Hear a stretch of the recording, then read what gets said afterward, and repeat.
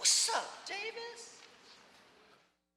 Jiving me. Your buddy Kern Price pulled a fast one on everybody, you know, bro? 4 of you fools gone down already. 2 black men, 1 juju, and a wetback. What's going on with you folks? Oh, shh, meeting time, shh.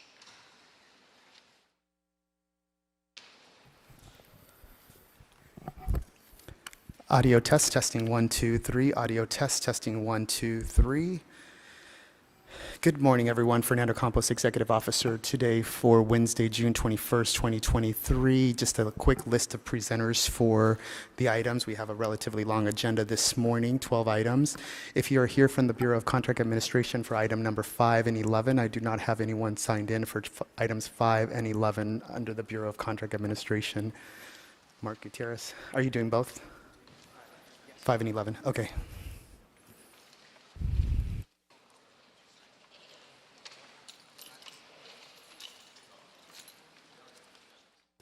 Sorry about that slight pause. For item number 1, will be presented by Patrick Schmidt. Item number 2, Richard Liu. Item number 3 will be presented by Patrick Schmidt. Item number 4, Brian Johnson.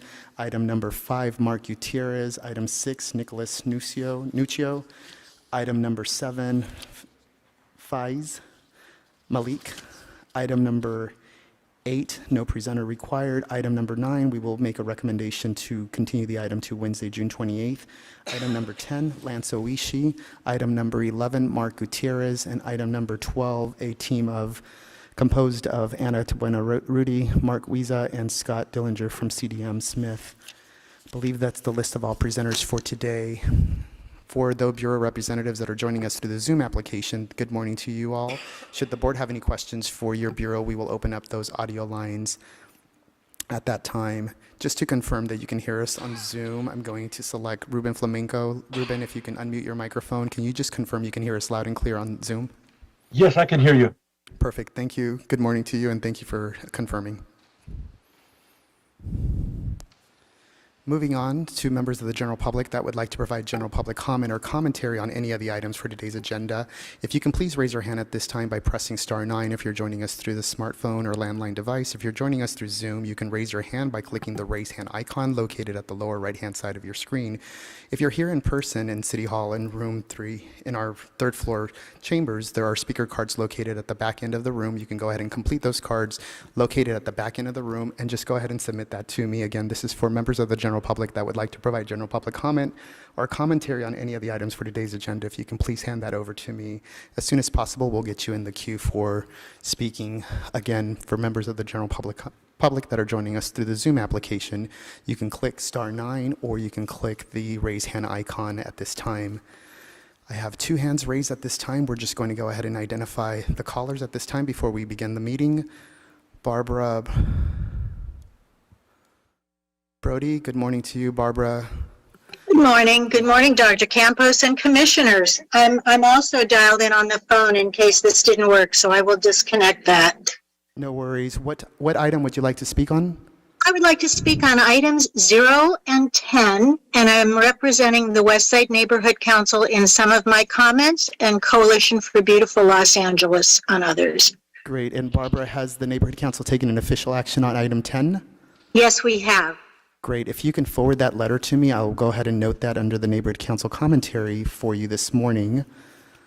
Okay, I don't have it with me at this moment, but it has been noted in earlier Board of Public Works meetings, and I will send it to you after I speak. If I go to find it at this moment, my screen will die. Okay, no worries. Thank you, Barbara. You can go ahead and forward it to me as soon as possible. I'll go ahead and add Thank you in you. under the Neighborhood Council commentary under item number Excellent. 10. For the Okay. record, there is no limitation under your commentary under the NCs if they have officially taken a vote on that Yes. item. And the only thing I will ask is if you repeat yourself, we'll go ahead and just give you a warning and just let you know to wrap up or summarize. So again, try to be as concise as Okay. possible. All Thank you. right. Thank I you, Barbara. appreciate that.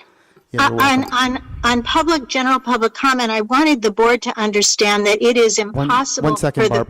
Oh, 1 second, Barbara. We're still not there. I'm just identifying the callers in the queue for right now, but I appreciate you. okay, sorry. No worries. Give us about 1 minute and we should get started Sure. soon. Thank you. All right, just last call for any general public comment or commentary on today's agenda. If you can please submit those speaker cards to me. We do have members on the Zoom application and then also speakers here in person.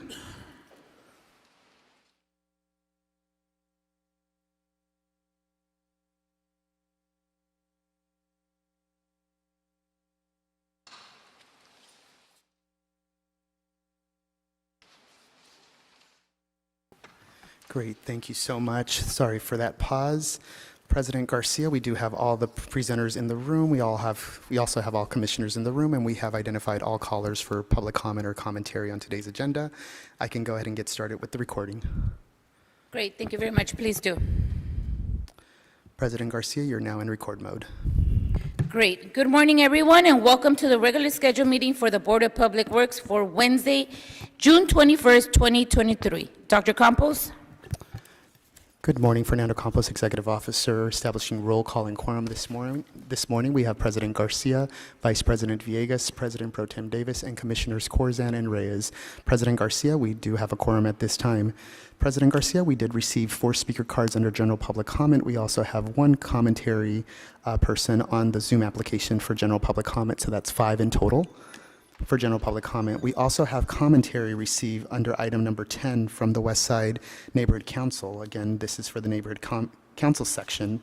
And then we also received speaker cards on items 1 through 12 for today's agenda as well. So again, 5 public comments, speaker cards on all items 1 through 12, and then we also have the West Side Neighborhood Council here on item number 10 under the Neighborhood Council comment section.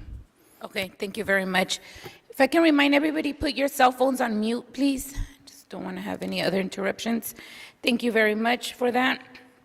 Dr. Campos, given that we do have 5 public comments, we will start for public comment now. And I am going to take speaker cards first. And we can start with speaker card, we're starting with the letter H. Just a reminder, under general public comment, you'll have 2 minutes to speak under this segment. Please go ahead, letter H. Yeah, so with the shrinking requirements to resurface and replace the infrastructure of eroding streets, how the fuck can the mayor stop, as needed, the haul truck program and guide requirements? Why is that? We need these fucking trucks rolling every day to fill in all those fucking promised potholes and broken up fucking infrastructure or streets that you call roads, because the only road here is a road to hell. And you're all going to hell sooner or later because you white motherfucking juju motherfuckers don't want to spend the money to keep the interest and the continuing of the list of these trucks of these so-called overview and process requirements for the truck haulers. We need truck haulers. This fucking country won't keep rolling. Those fucking electric trucks are just a step away, but we want the trucks rolling to smooth our streets, smooth the asphalt, and keep the asphalt fucking pouring like we do with concrete. But in this circumstance to date, you black niggers only want to put the asphalt and not pour concrete. But I'm here in the opinion of the courts to make a recommendation that we need the new and returning truck owner operators back in action, because I'm here in support. Now, if you can't think of that, Miss President, then your white ass better talk to that dumb ass, dumb mayor, that dumb promise broken piece of shit like Joseph Biden, because without money, money can't do shit. Money is what makes these men do their job every day, honest, hard motherfucking work. And I don't ever want to be a motherfucking truck driver, so pay the fuckers to work. U-Haul!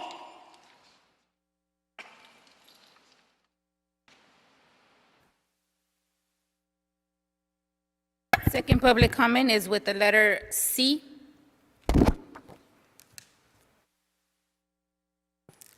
Letter C, if you submitted a speaker card, letter C, under general public comment.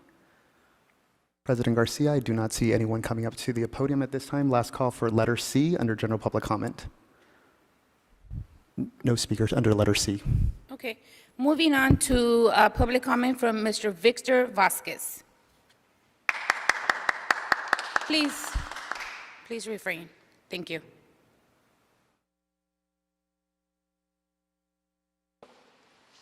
Good morning, ladies and gentlemen.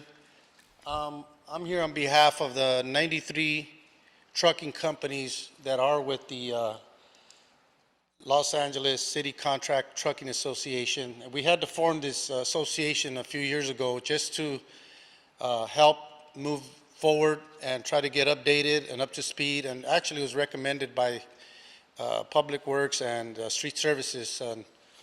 Wasn't really our original idea to do it because we've always had a really good 132-year long-term relationship where we didn't need anybody to mitigate for us. The city's been very generous and we've been very grateful, but right now we're at a turning point where the state law is interfering, and we understand it's difficult, but in our particular situation, it is unique. It's one of a kind, and we've proven through legal counsel that are experts in the AB5 law that have helped get injunctions on a federal level that we are the best case scenario for that, how to work around the AB5 law, because we work in-house, business to business, and we don't work for a broker. The AB5 law targets trucking brokers. So the city of Los Angeles is not a trucking company, and the city of Los Angeles is not a broker. They've never charged us a dime. So we do it at a discounted rate. The cities and the states usually like to use the term bid, and it's such a taboo word because you don't get your money's worth. But right now, you don't get more bang for your buck. But right now, we just looking for, our contract expires at the end of this month. It's code red, May Day, May Day, May Day. That's where we're out here doing a peaceful protest. And we would like to get another, a follow-up of last Friday's meeting. So we're looking forward to that. And we just need more time and extension. It's offered for the city, put us on a month-to-month or a one-year contract temporarily if you need more time. Thank you. Next, we have Mr. John Perez.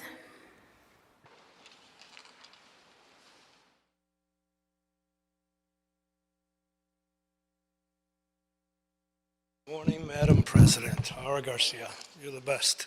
First of all, I'd like to talk about the As Needed truck program. I think you guys are aware of it. We're being classified as, supposedly by Street Services, our director, Keith Mosea, as, as an employee, and I don't think we are. I've been 37 years in the business. I've been a trucking company under J.I. Perez Trucking, and I have my own authorities, so I am a contractor. In our actual contract, if you read it, it says that in any way, we're independent contractors right here, and in any way, we're not an agent with anybody within our, our contracting, that we're not an employee, and it states it right on the first page. Owner-operators like 8 or 7 times. Problem is that 2 years ago, we had a meeting on July 2nd, 2021, and the director of Street Services, one day after Erica started to put him into place, he came up with the development for brokerage, and it was shut down by some of you guys, President Good, Mike Davis, at the time on the fact that the brokers didn't pay. But actually, it wasn't even just all that. During that time, before that, we had a broker that actually came out and did some work, previous to that meeting.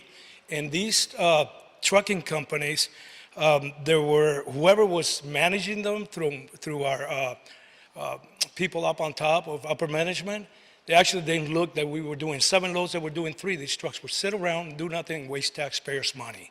And to me, that's my money, Mike Davis' money, Bahi Korsan, and your money, executive, And I think you guys should consider 134 years as is coming, July 1st, to reconsider this, maybe Karen Bass as well.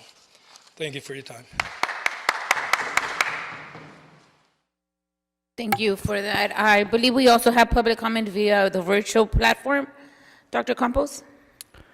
Thank you, President Garcia. Yes, we do have one speaker, Barbara Brody. Barbara Brody, the Board of Public Works is considering general public comment. You'll have 2 minutes to speak under this segment. Please unmute your microphone and please go ahead.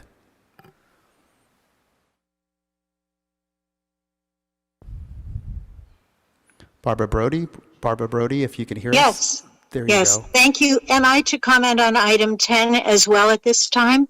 No, not at this time, Ms. Brody. We're just going to do general public comment at this time. You'll have 2 Okay. minutes to speak under this segment. Please go ahead.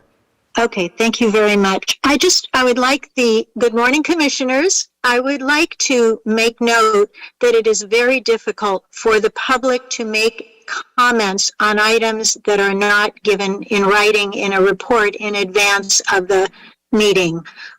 It's hard to be able to formulate meaningful testimony when we don't know what is being reported. The only way that would work and not work very well is if public comment were taken after the reporting is done. So that when I see, for example, item 10, an oral staff report, I don't know what's going to be said. I don't know what kinds of questions I would be asking.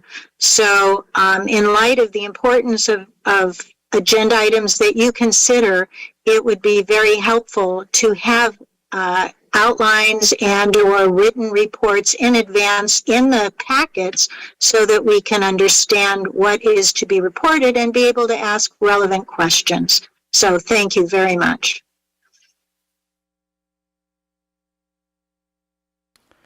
Thank you, Barbara. President Garcia, that does clear the queue for public comments under Zoom as well.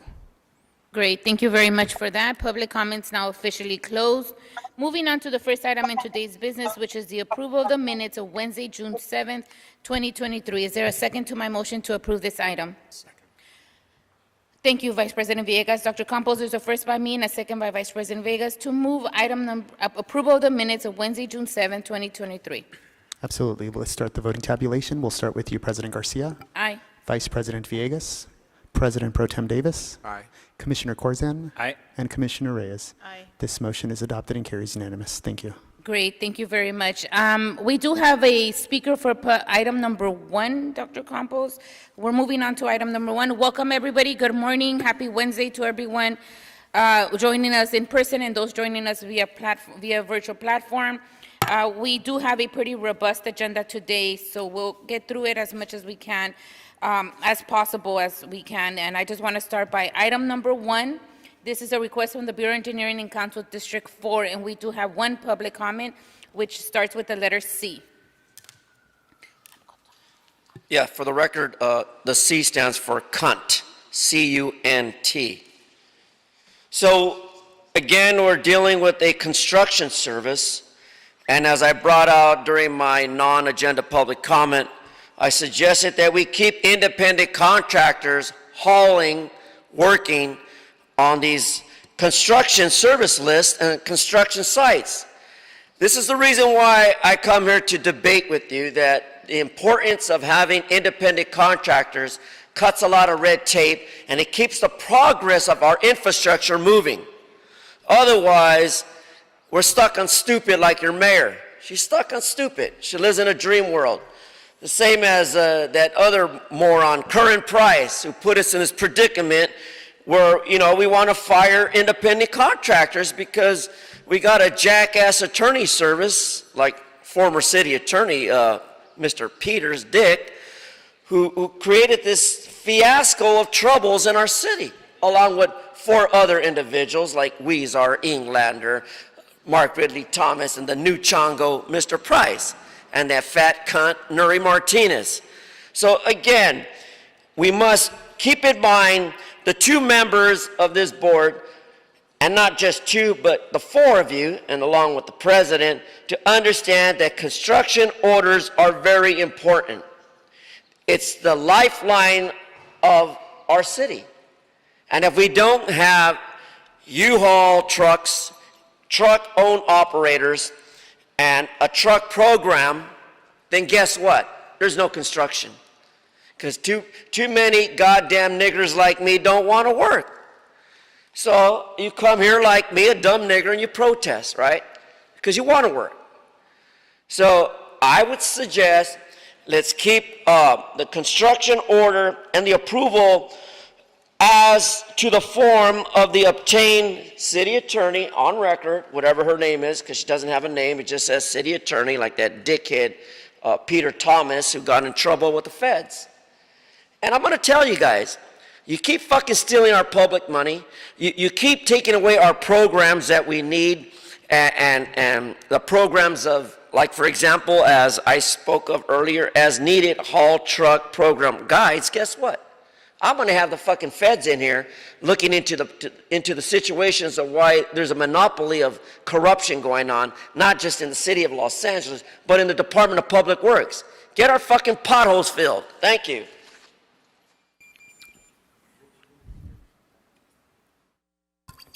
Dr. Campos, do we have other public comments? No, that clears the desk for item number 1 for public comments. Okay. And I think for this item, we have Mr. Patrick Schmidt. Good morning. Patrick Schmidt, Bureau of Engineering, Geotechnical Engineering Division.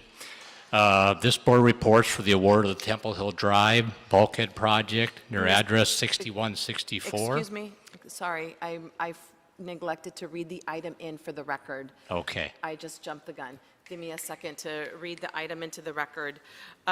This is item number 1. It's the Bureau of Engineering in Council District 4, and it's a construction order, Clark Construction Corporation, Emergency Pre-Qualified On-Call Geotechnical Structural Construction Service List, Temple Hill Drive, 1664 West Bulkhead, and it's a bulkhead project, recommending that the board approve a construction order for the Temple Hill Drive bulkhead project to Clark Contracting Corporation in the amount of $511,897 with a not-to-exceed limit of $575,893, including contingency.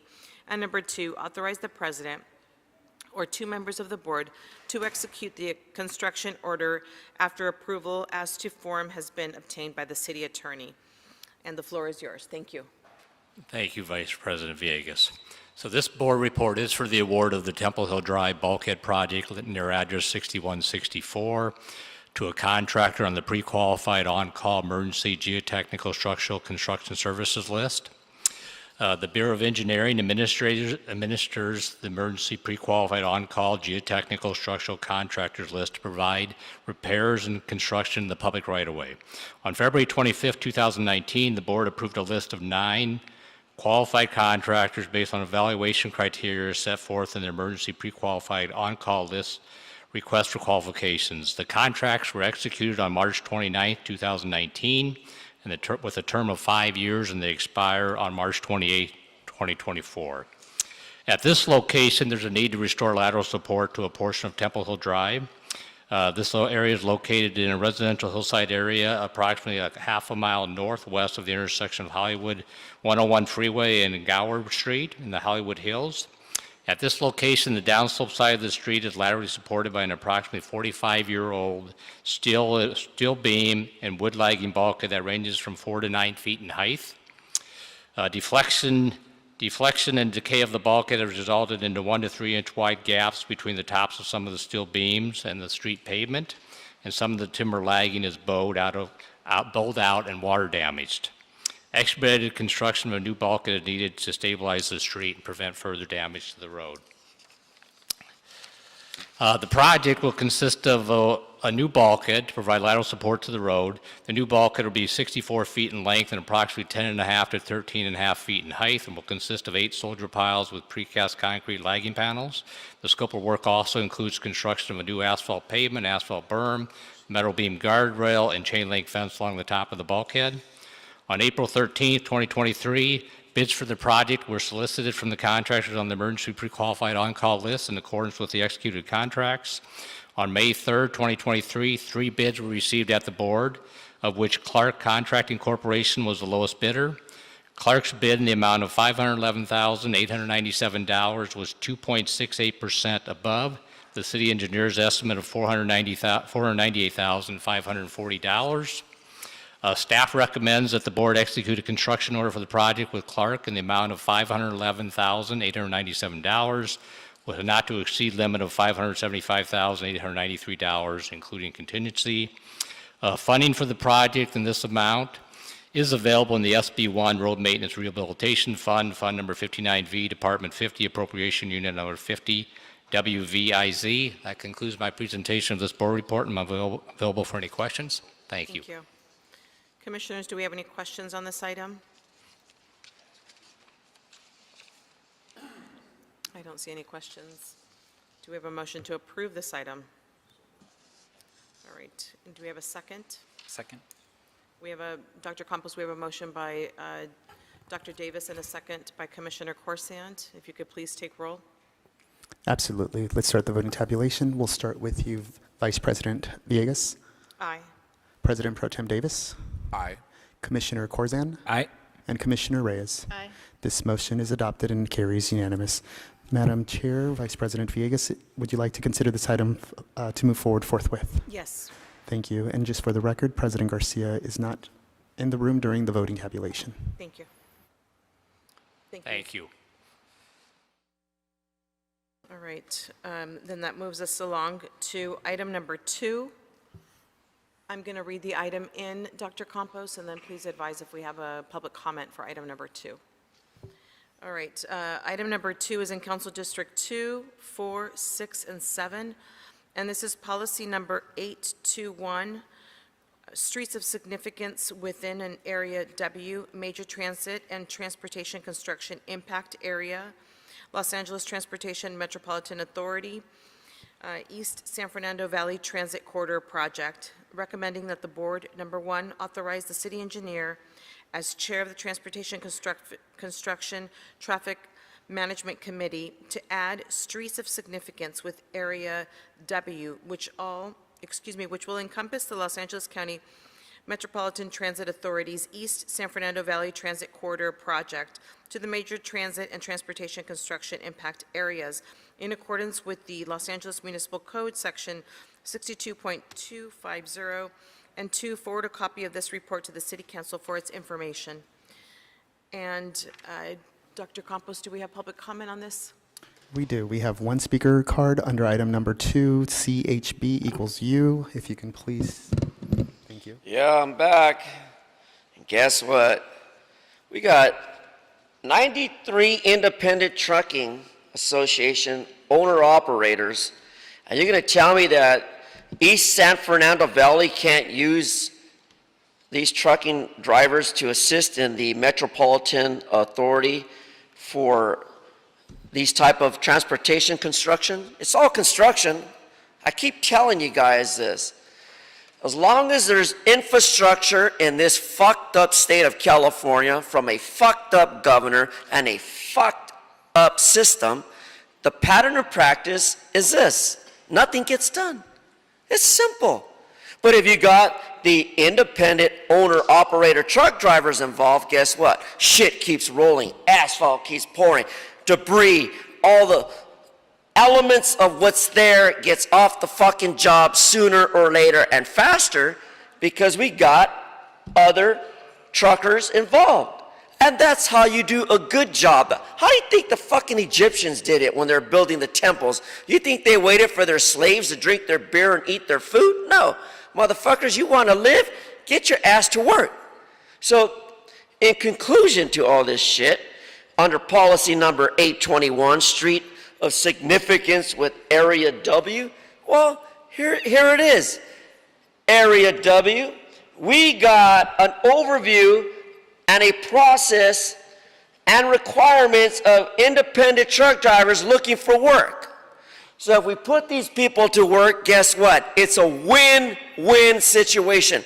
That's the reason why you have a W there, Mayor. Where's Mayor Bass? Get her ass over here to get these people the contract they need to keep the U-Hauls going and haul this shit out of here to Sacramento and shove it up Governor Asshole's face. Please stick to the topic. And for this item, we have Mr. Richard Liu. Madam Vice President, members of the board, good morning. My name is Richard Liu. I'm with the Bureau of Engineering's Metro Transit Division, representing for the Major Transit and Transportation Construction Traffic Management Committee, also known as TCTMC. TCTMC is a temporary traffic control review committee comprised of staff from BOE, LA DOT, Streets LA, and Contract Administration. BOE has collaborated with LA DOT and the Metro Project team to develop the current impact area map W, which consists of the streets of significance highlighted in green, shown in transmittal number 2. Streets of significance are streets that have been determined from time to time to be necessary for the safe and efficient movement of traffic within, across, or through a major construction area. Anyone conducting activities or performing work which requires a city permit on a street of significance will be required to present their project to the traffic committee to have their traffic control plans reviewed, coordinated, and approved. The report before you today is to request the board to authorize the city engineer as chair of the TCTMC to establish the impact area map W and its streets of significance for the Metro East San Fernando Valley Transit Corridor project. The project is currently in the advanced utility relocation phase. We also have Metro project representatives present this morning in case anyone has any additional questions about the specifics of the project.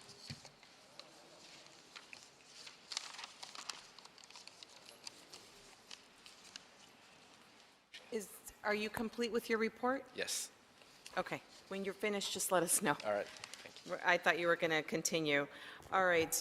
Thank you for that. Do you have other members of your team that are also here to speak on the item? We do have the Metro project team, if you Okay. guys have specific questions for the project. Thank you. All right. Commissioners, do we have any questions on this item? I have one. Go ahead. Thank you. Commissioner Corsa. Just to follow up on the previous briefing, any update on the impacts of this program, not just this area, but the whole TCTMC program and outdoor dining that's making its way through council and our body? So I did take a look at the existing outdoor dining situation. Sidewalk dining, sidewalk closures does not incur a fee because it's on the sidewalk. The fees are for traffic lane reductions. So sidewalk dining or alfresco dining on the streets are typically in the shoulder where lanes are restriped and there are no reductions in the number of lanes, so there are no fees. Thank you. Thank you. And if you could just speak to the impact into the community for this designation. Yes.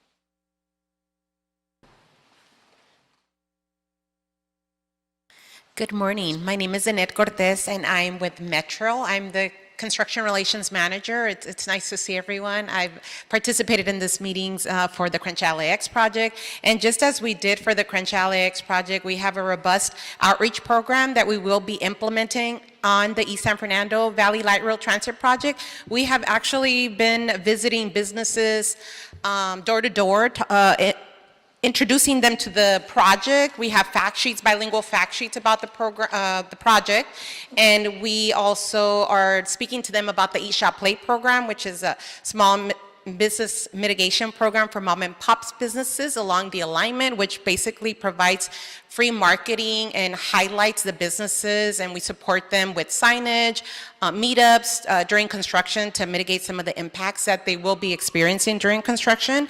Part of our outreach also includes community update meetings. We actually have two community meetings coming up, June 29th. That's an in-person community meeting in Pacoima and a virtual community meeting on July 11th. We also had previous meetings in February. We conduct those meetings bilingual. I'm fully bilingual, so I present both in English and Spanish. We also have professional interpreters that we hire for these meetings. We have social media, so if you like, I can leave behind the fact sheet. It's English and Spanish. We've got all the different ways in which the community can contact us. My team is, there's 5 community relations representatives. Half of us are fully bilingual. We're expecting to hire 2 additional community relations professionals. So we expect to have a full team once the heavy construction begins to fully implement these programs to alleviate some of the impacts. Thank you. Could you please leave that handout with Dr. Campos, just for the record, so people will be able to, the public can access it? Sure, thank you. Thank you. Good morning. Good morning, Vice President Villegas and Commissioners. It's nice to see you all again. I've seen you previously. I also work for Metro. I work on the Business Interruption Fund and the Business Solution Center. These are programs that you have heard of before. They are active, or were active, I should say, on the Crenshaw LAX project.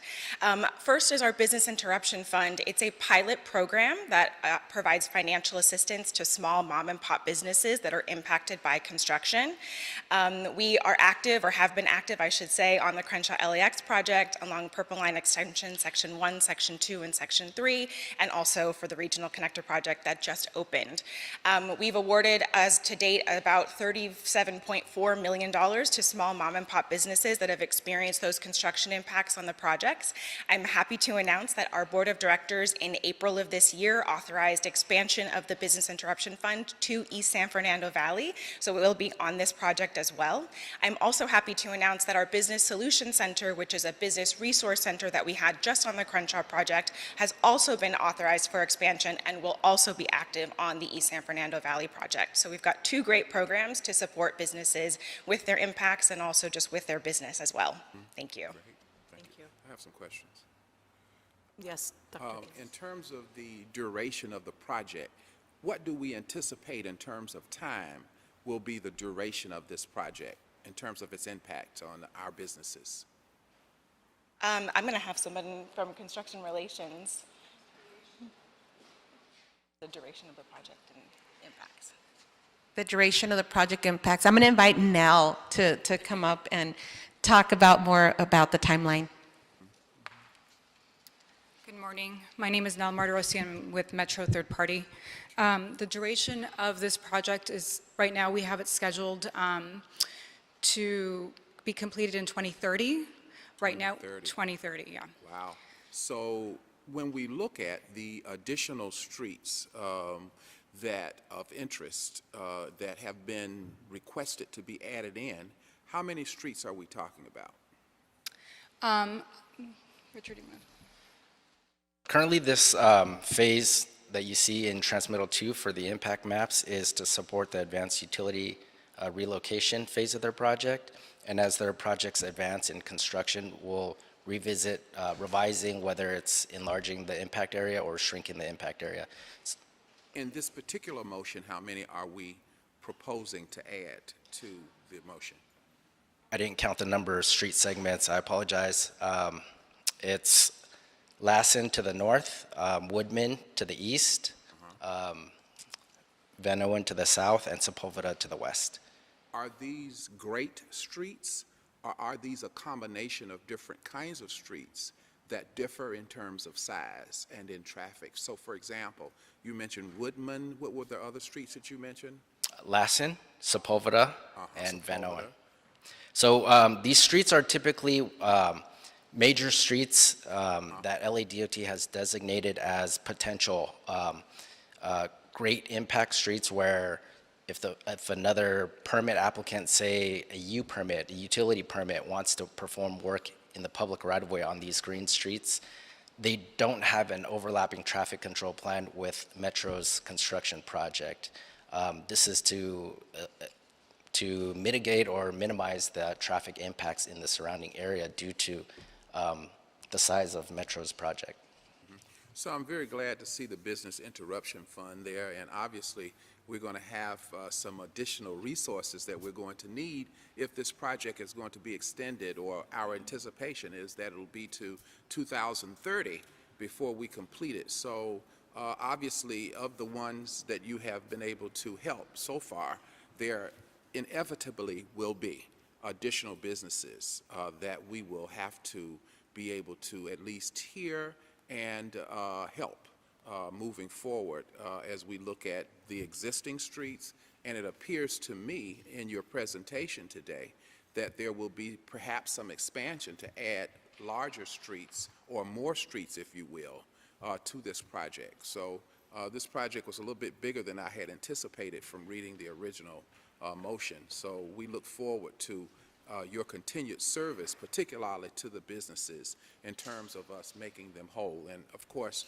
your program is one of my favorite, because I do believe it is our responsibility when we grow and develop to bring along resources so that the growth won't be so painful to those who make a living in their small businesses. And I really appreciate your sensitivity to that effort. Thank you. Quick follow-up. Go ahead. Commissioner Corson? Thank you. Just a quick follow-up on Dr. Davis. The Business Interruption Fund, on where would one access to apply for Northeast San Fernando Valley? Because I don't see it on the website. Yes, we will be up and running by early next year. We just got authorization from our board just a couple months ago, so we will be up and running. Businesses are able to apply on our website. Actually, there's a link to what is our fund administrator. But generally speaking, we go directly to businesses. It's part of our contract with our fund administrator is to do that direct door-to-door outreach. It is the most effective and is the most successful way that we've been able to reach businesses along all of the corridors. So there will be ample notice provided to businesses through door-to-door outreach. We also partner with Construction Relations. We participate at all of our construction update meetings as well, just as Annette mentioned. So we make sure that we are present in the community and that we go to the businesses, as we know that these are small mom and pop businesses. They can't leave their business to come and to apply or to speak to us or anything. So we make sure that we go to them, and that's been evidenced on all of our other alignments that we've been able to successfully award grants. Thank you. Thank you so much. I probably missed this part of your presentation, and I'm sorry about that. But what is your first phase? Is your first phase coming from Van Nuys to the Sherman Way area? Yeah, so the first phase is utility relocation work, which is where you've seen the map. I believe the map has been distributed to you guys. So that work that you see, there it is the DWP relocation work that we're doing. I'm sorry, can you repeat that? The DWP relocation work that we're doing. So that's the first phase of this project. Is that what? Okay. Yeah. Okay. And then when does your second phase start? The actual construction of the LRT will probably begin potentially sometime in 2025. We have our contractor on board right now in what we call phase one, which is design validation.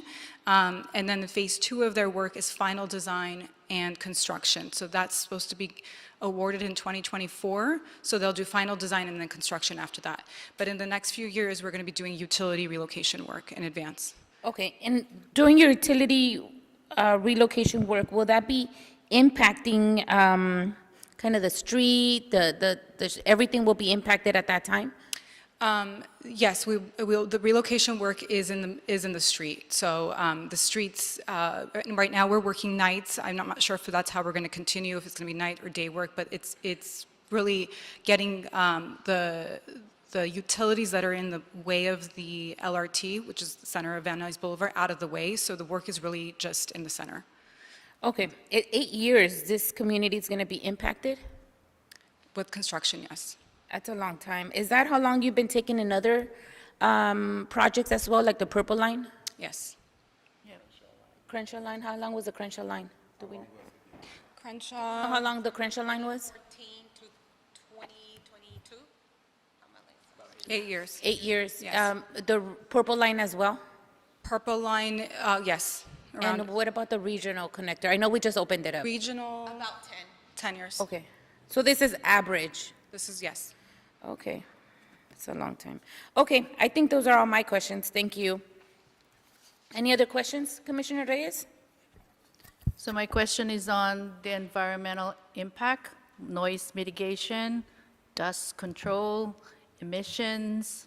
How are we addressing that? And how will the community be compensated for it?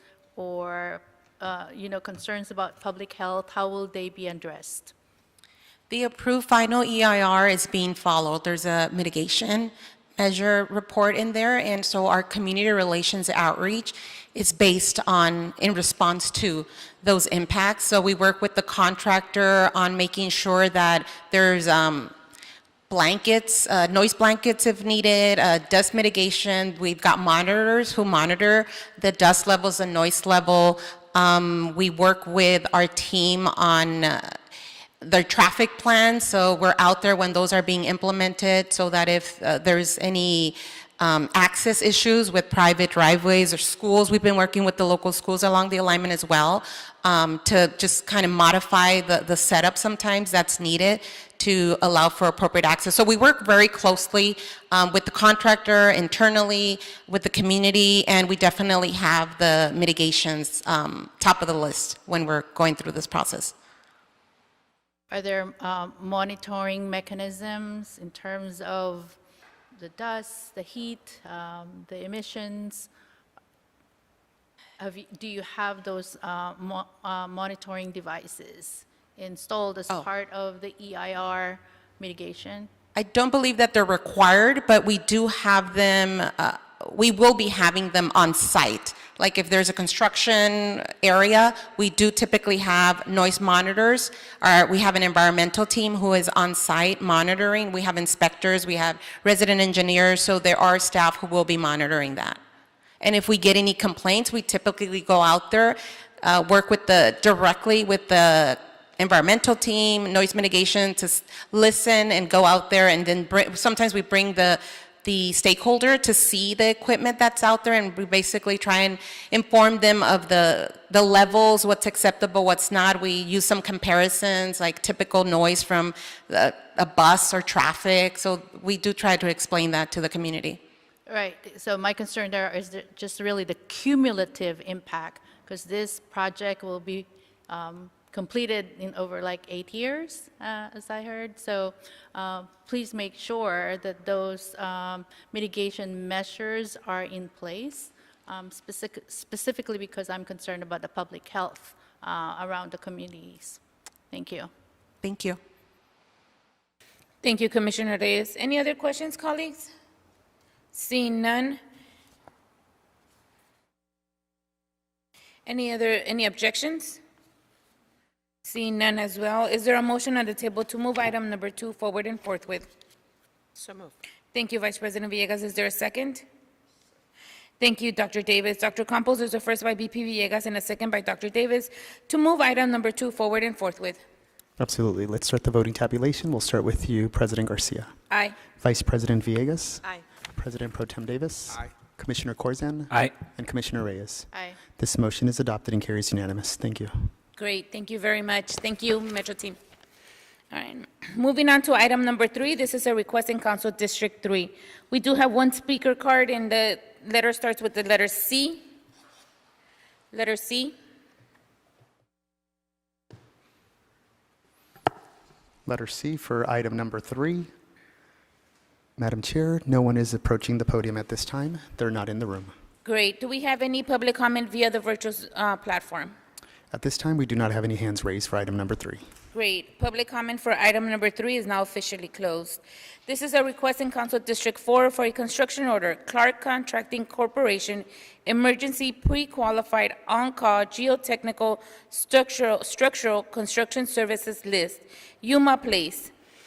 8308 to 8320 Bulkhead Project, recommending the board to, 1, approve a construction order for the Yuma Place 8308 to 8320 Bulkhead Project to Clark Contracting Corporation in the amount of $1,104,254 with not to exceed limit of $1,325,105, including contingency.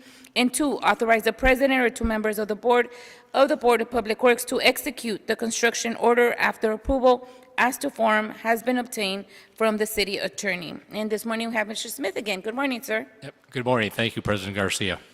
As you mentioned, this is for the award of the Yuma Place between addresses 8308 and 8320 Bulkhead Project to a contractor on the emergency pre-qualified on-call geotechnical structural construction services list. At this location, Yuma Place is located in a residential hillside area in Laurel Canyon, approximately 1/4 mile southwest of the intersection of Kirkwood Drive and Laurel Canyon Boulevard. At this location, the south side of Yuma Place has settled and migrated in the downslope direction. The movement and settlement have adversely impacted approximately 150 linear feet of the street. This project will construct a new bulkhead to restore lateral support to the existing road. The new bulkhead will be approximately 155 feet in length, 10 to 13 feet in height, and consists of 20 soldier piles with precast concrete lagging panels. The project also includes removal and replacement of existing damaged asphalt concrete pavement, installation of new AC curb, a chain link fence, and metal beam guardrail. On April 26, 2023, bids for the project were solicited from the 9 contractors on the emergency pre-qualified on-call list in accordance with the executed contracts.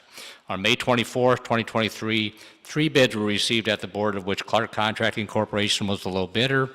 Clark Contracting Corporation's bid in the amount of $1,104,254 was 10.08% below the city engineer's estimate of $1,228,010. Staff recommends that the board execute a construction order for this project with Clark in the amount of $1,104,254 with a not to exceed limit of $1,325,105, which includes contingency. Funding for the project in the amount of $1,325,105 is available in the SB1 Road Maintenance Rehabilitation Fund, Fund Number 59V, Department 50, Appropriation Unit 50, WVHN. That concludes my presentation of this board report. I'm available for any questions. Thank you. Great. Thank you so much, Mr. Smith, on this, on your report this morning. Any questions? Vice President Villegas? Thank you. I have just a comment, and I know I've shared this in the past. We put a lot of resources into, some of these projects. I understand that this is as a result of the rains that we had. But to the extent that Bureau of Engineering is able to share this type of information, the ongoing decisions that planning and our building and safety do provide. For this particular project, we are spending $1.3 million in a lot of our resources are being spent in areas. This is like the Hollywood Hills area.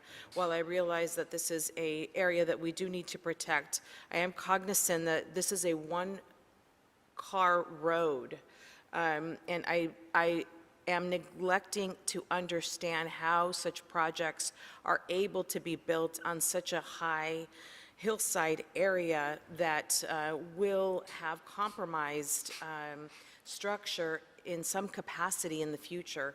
Today, it's bulkheads. We are in an earthquake-prone area, so I don't know how, these types of projects would survive for the future. But we're constantly putting funding into these types of projects, and I wish that Bureau of Engineering does share these costs with planning and with building and safety so that we can have an accumulation of the amount of funds that we do put into this, because these types of projects should have come with some type of additional planning or additional mitigation before they're approved. Those are my comments. Thank you. Okay, thank you. Thank you, Vice President Villegas. Dr. Davis? Yes, tell me a little bit about the bulkhead project and how it came to our attention as a priority. This specific one was brought to our attention from the city attorney's office. due to litigation. There was a car that went off the road, went down the road and hit a house at the bottom of the slope, and that turned into litigation against the city. So the city attorney's office reached out to us to look at this, and we're involved in a claim with the owners downslope right now. So that's what generated getting this project started. Right, and so in fact, in this road, there were public safety measures that should have been in place for those who are traveling on the road that obviously, because we are the city, was our responsibility. Is that accurate? This road was never built per the design plan, so I'm not sure if the road was ever officially accepted by the city. So we do have criteria. Unfortunately, in the hillside areas, we often come across streets that were created or constructed by developers way back in time that didn't have the safety means and the safety standards that we have nowadays, and in some cases don't have the drainage features, curb and gutters. Like some cases we don't even have that, and that's why like this street here doesn't have appropriate drainage controls either. So we are going to construct the bulkhead will improve the street. We always, every time we build a bulkhead, we never make the street narrower. We'll make it wider, the same width, and we'll put the improvements in, we'll put the safety features in. So one of the components that's driving this specific project is to install a guardrail. Well, but isn't it our responsibility? I understand the history in terms of how it originated, but at some point when we look at accountability and responsibility, at some point, isn't it our responsibility at a certain point in time, if we know we have residents that live on the street, if we know that people who have vehicles travel on the street, if thirdly, it is a part of the city of Los Angeles, at some point in time, isn't it our responsibility to help solve the problem, or is it not? That's a tough question because, as I mentioned, we do reach out to the city attorney's office and we get their input. Sometimes, as I mentioned a minute ago, these streets are constructed and created by a developer as part of a tract development, and they don't go through the official process to be officially constructed per the city standards and accepted by the city. Well, let me ask you this.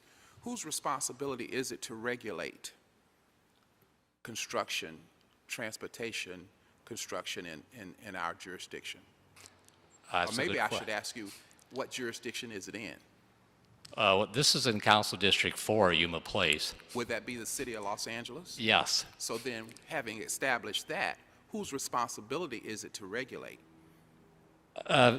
Once again, we have standards, but unfortunately, some of the older roads in the hillside areas, they were never constructed per the city standard.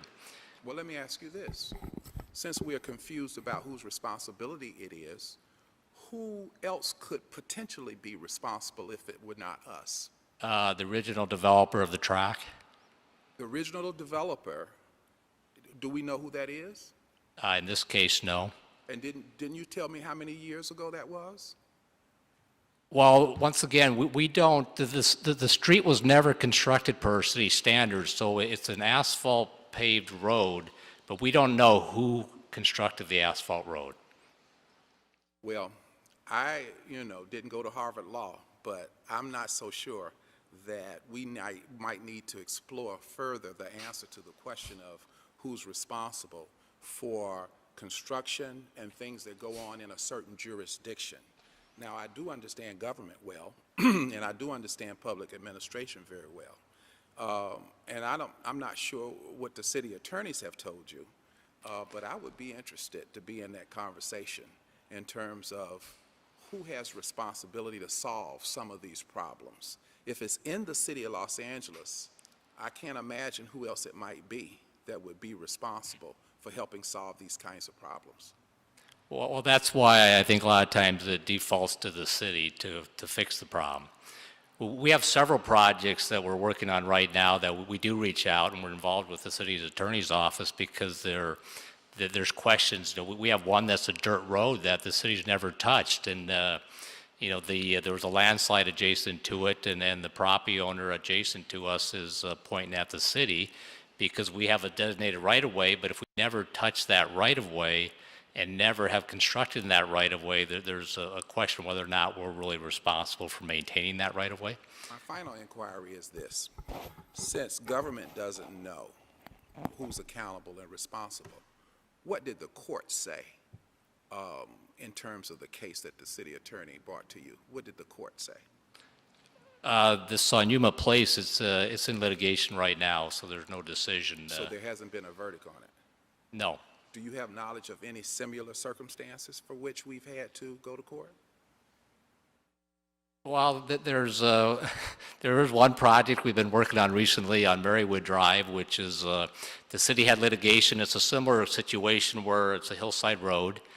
There was a design plan. It was an assessment design plan, and at the time of the development of the neighborhood, the assessment district, there wasn't the property owners did not want to, join in and pay for the construction of a road to the city standards. So it was never constructed to the city standards, and it's been out there for many decades. Just recently, last fall, we were brought into it because it suffered more damage from the hillside movement. And it's like I said, it's a road we've been working with the city attorney's office since August of last year. So who owns this road? Who owns this road? That's a good question. It was designated to the city that as part of the tract development, this stretch of land was designated to the city. So help me understand. Does the city own this land?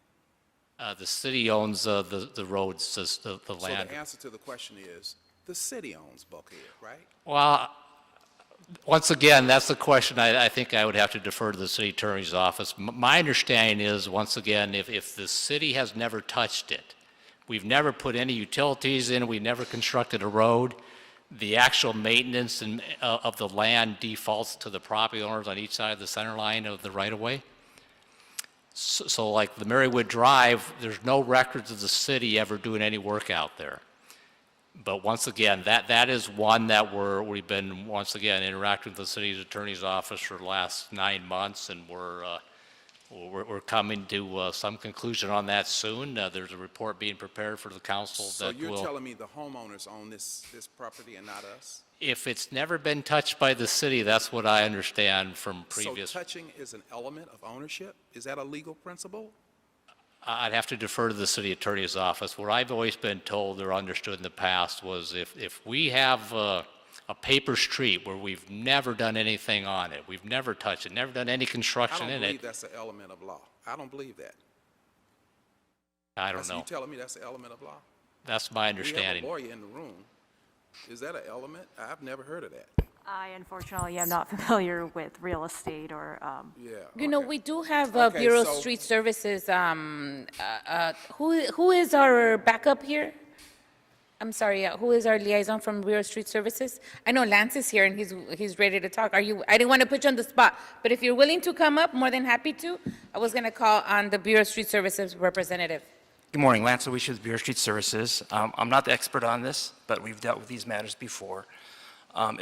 If the roadway has not been officially adopted by the city as part of the city's street system, the ownership of that paper street, as we call it, or what's shown on a map, it belongs to the adjoining property owners. We don't have any responsibility for it. It's basically a private road, and so therefore, the city is not legally liable for anything that happens on that roadway. But except for the fact that he testified that they gave us the land. It's a dedication on a piece of paper. They haven't given it to us. We haven't actually accepted it. Someone can give us something, but if we don't accept it, then we're not really legally responsible for it. That portion of the discussion was not made clear. So when I asked the question, I'm looking for clarity. And what I was told a few minutes ago was that the land was given to us. Now, if they didn't give it to us, they didn't give it to us. If they did give it to us, they did give it to us. That So part, I'm- again, I'd have to rely upon his testimony, but. So anyway, accountability, responsibility, there are some laws on the book that I'm aware of that has a lot to do with accountability and responsibility of government, that oftentimes when we subcontract out and we allocate out to other areas, in many cases conceptually, does not relieve us of the responsibility. I don't know specifically the law here, nor have I spoken to anyone about it, but it certainly is, as you can tell from my discussion, an issue of concern about what our responsibility is, what the accountability should be, and how we must have some responsibility to find out who it is that has that role, that we can resolve this problem. Too often, we have this whole confusion about who's responsible. If we're the government and we don't know, what do you think the residents, what position do you think they're in if you are their government and you don't know? Even if it's not our responsibility, in terms of knowledge, we ought to have some kind of accountability in terms of knowing who is responsible. And we do it in government in everything we do. And so we need to know the bottom line on this particular project to that end, as far as I am concerned. If you're not comfortable and you want to provide more of a land of, the land, the view of the land and what it looks like, and we can get some determinations whether we can hold this item for a week for you to get your information, and then we can proceed so that you can also get the right answers from Dr. Davis on the questions that he has, and then we can proceed. I will, if we're going to. Thank you, Lance. Yeah. I'll see if I can get the representative from the city attorney's office to attend and explain. That would be great. Like I said, Yuma Place, that's not what's in question. There's litigation against the city, and that's why this project has been created and been funded by the CO's office to construct or repair to prevent further litigation against the city. Got it. I support and want us to repair it and do the work that we have to do. In this discussion, I just wanted to underscore how important it is for us to resolve these problems. I believe in resolving problems, and I think resolving problems ought to be our priority. That's right. where I'm coming from. And I understand. Like I said, the Bureau of Engineering, if we're not clear, that's why we do reach out. There's several attorneys we work with at the city attorney's office, and like I said, there's a few going on right now where we're trying to clarify ownership of so-called sections of road which we have no documentation or any records of the city ever constructing, or once again, there's no utilities, there's no city infrastructure in the designated right-of-way for a street. So like I said, we don't know the answer to that. That's why we do reach out to the city attorneys and we do research it and try to figure that out before we, and the CO's been very straightforward with us. He wants to make sure it's our responsibility before we spend city funds. So it goes through that vetting process as part of becoming a project.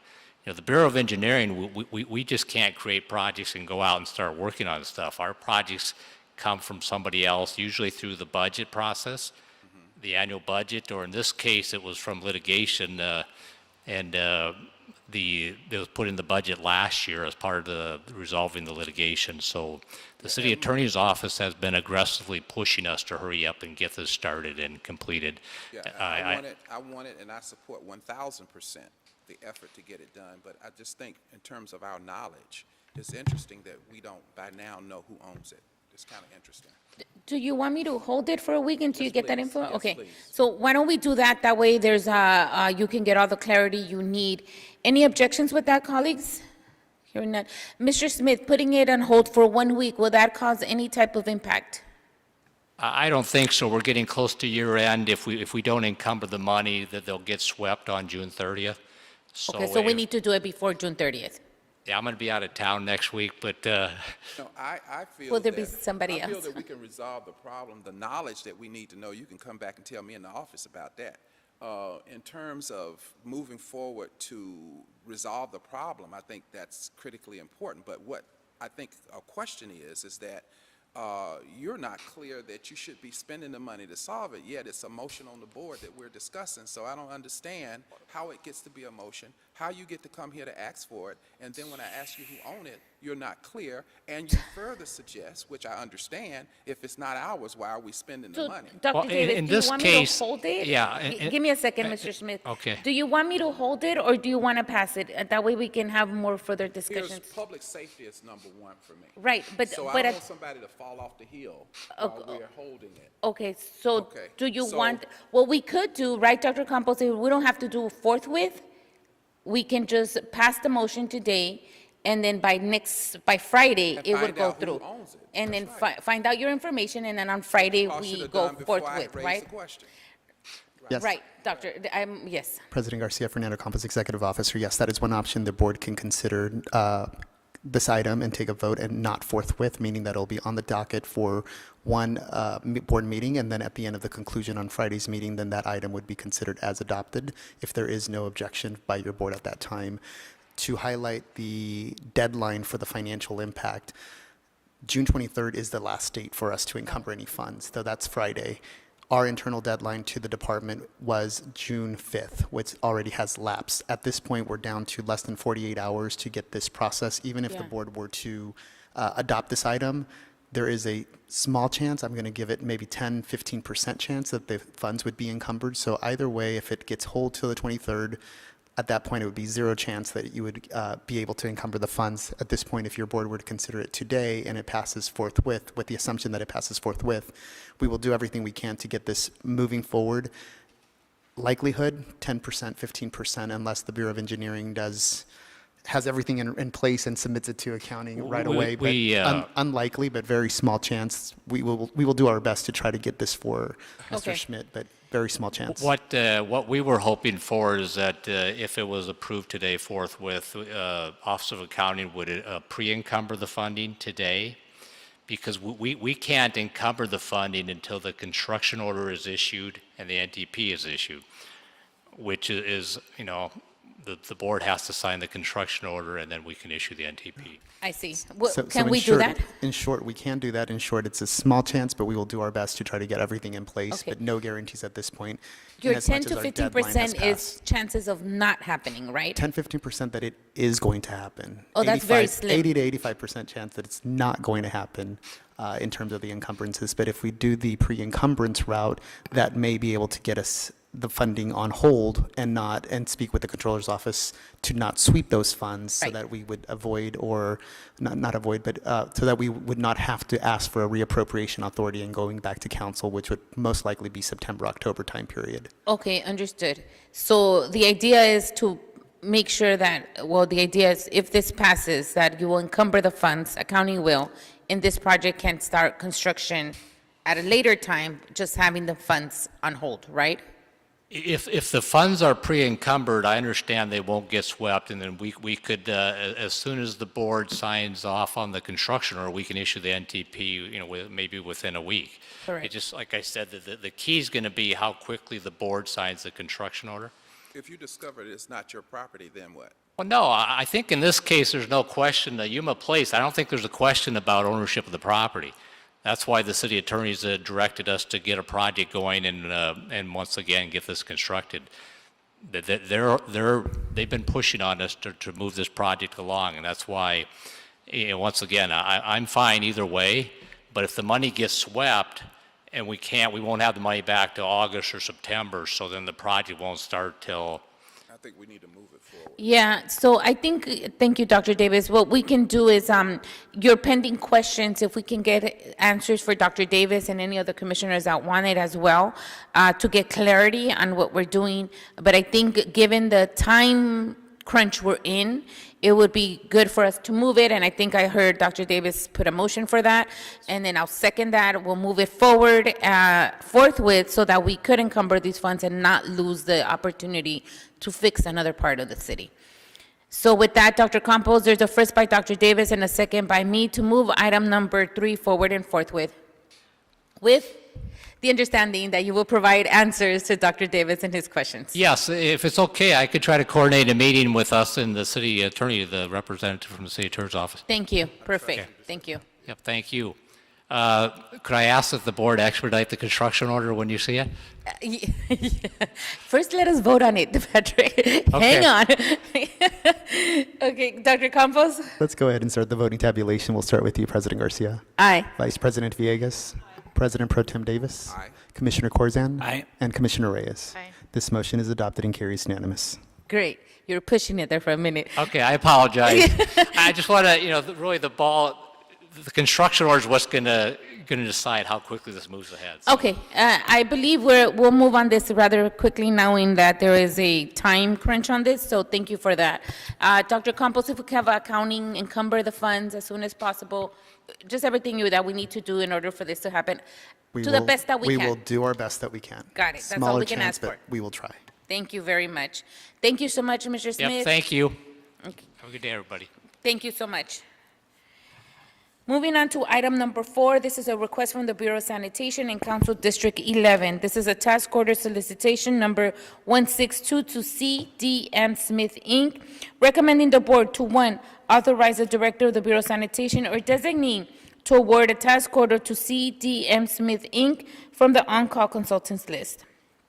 2, approve a total budget of $640,750, including $118,375, including contingency to fund technical support in the identification, assessment, and evaluation of all electrical systems and equipment. And 3, approve the term of engagement beginning with the notice to proceed date July 22nd, 2024. And who do we have here this morning? Is Mr. Johnson? Yes. Good morning, sir. Welcome. Good morning. Madam Garcia. President, Fernando Campos, sorry for the interruption. Mr. Johnson, sorry for the interruption. We do have a speaker card on item number 4. If you want to just go ahead and call that name. Yes, please. I have one here, and do you have a virtual one? No, only a speaker Got card. it. Give us 1 second. Somebody by the name that starts with the letter C. Letter C, speaker that signed up for item number 4. If you can please approach the podium. Madam Chair, there's no one approaching the podium. We will go ahead and close this out. Public comment for item number 4 is now officially closed. Thank you. Go ahead, Mr. Johnson. Thank you again, President Garcia, and good morning, honorable members of the board. My name is Brian Johnson. I'm a process engineering associate at Hyperion Water Reclamation Plant, and today I will be requesting for authority to award task order solicitation SN 162 to CDM Smith Incorporated. And the purpose of this task is to provide Hyperion Water Reclamation Plant a pipe gallery's integrity and resiliency assessment. Specifically, we're here to request that the Board of Public Works authorize the LA Sand Director and General Manager to award TOS SN 162 to CDM Smith from the on-call consultant list, as well as approve a total budget of $640,750 with a contingency of $118,375. Lastly, we hope to approve the term of engagement beginning from the issuance date of the notice to proceed to July 22nd, 2024. As a brief background for this project, this was in response to the July 11, 2021 flood that was experienced at Hyperion.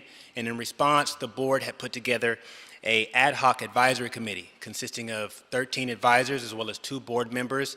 And a brainchild of that ad hoc committee was that they put together a HWRP flood protection action plan, which entailed action items that are memorialized in part with this TOS. Major issues that were assessed by the action committee is that we had an overflow of untreated wastewater through the 1 mile emergency outfall. We had damage to various pieces of equipment, critical equipment at Hyperion. We had flooding that had caused electrical systems and pumps to short, odor complaints, as well as decreased discharge water quality. The proposed action items included to analyze and determine if modifications to the electrical systems and equipment can be made to prevent shorting offline, as well as assess pipe couplings for integrity, and in addition, to analyze and determine if pipe gallery doors and entryways can be made to be waterproof, essentially to isolate flood areas from critical equipment areas. On September 1st, 2022, we issued this TOS to 24 primes that were on the on-call consultant list, and 8 primes attended a pre-proposal meeting that was held September 7th, 2022. We received 6 negative responses, and ultimately on October 28th, 2022, we received a proposal from CDM Smith. And we recommend to award the contract to CDM Smith because their proposal satisfied the scope and budget requirements of the TOS. Additionally, they've held past specific experience supporting Hyperion with the actual July 21st spill.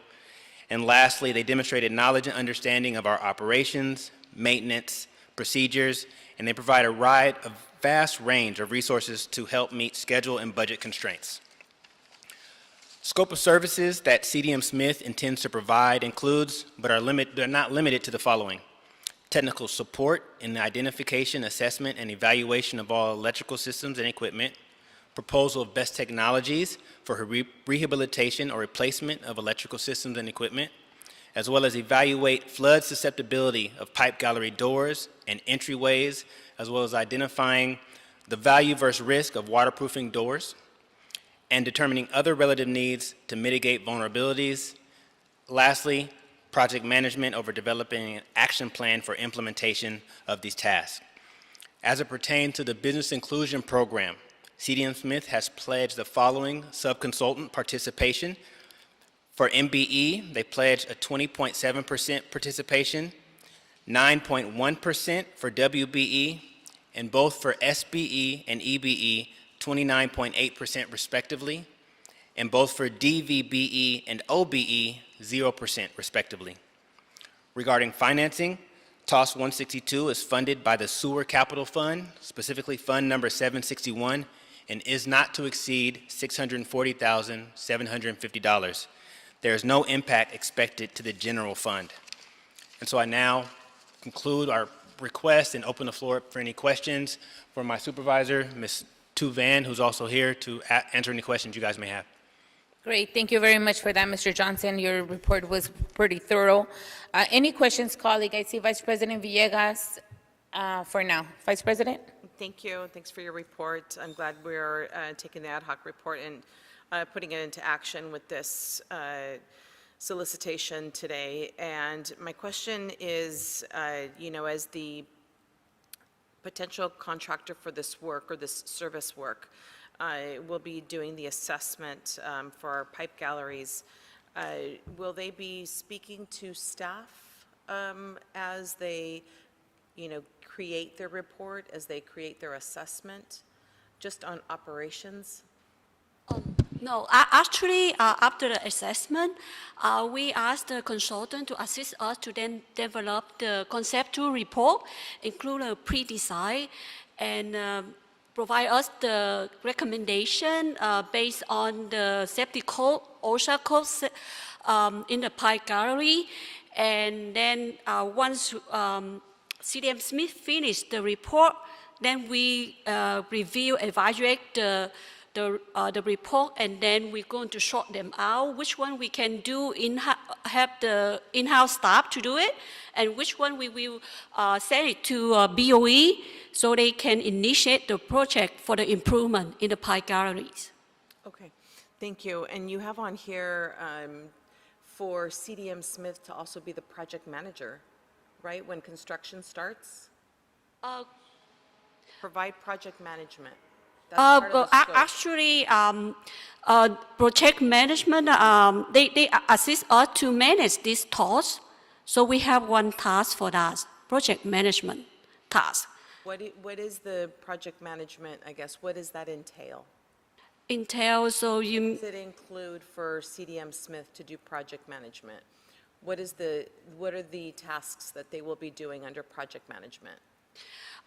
That's one is after we forward to BOE, and then BOE, they will be the one who will decide the contract, and then they send out the bid and award, and they will be the one who hire project management. But for this task, CDM Smith, they only do assessment, and they manage this task for us. Okay, I get that because that's already written in the report. I understand that. Yes. Thank you. I wanted to get a little bit more information on the scope of services that outline project management, provide project management. What does that mean? That means like they're going to coordinate the work with the sub-consultant.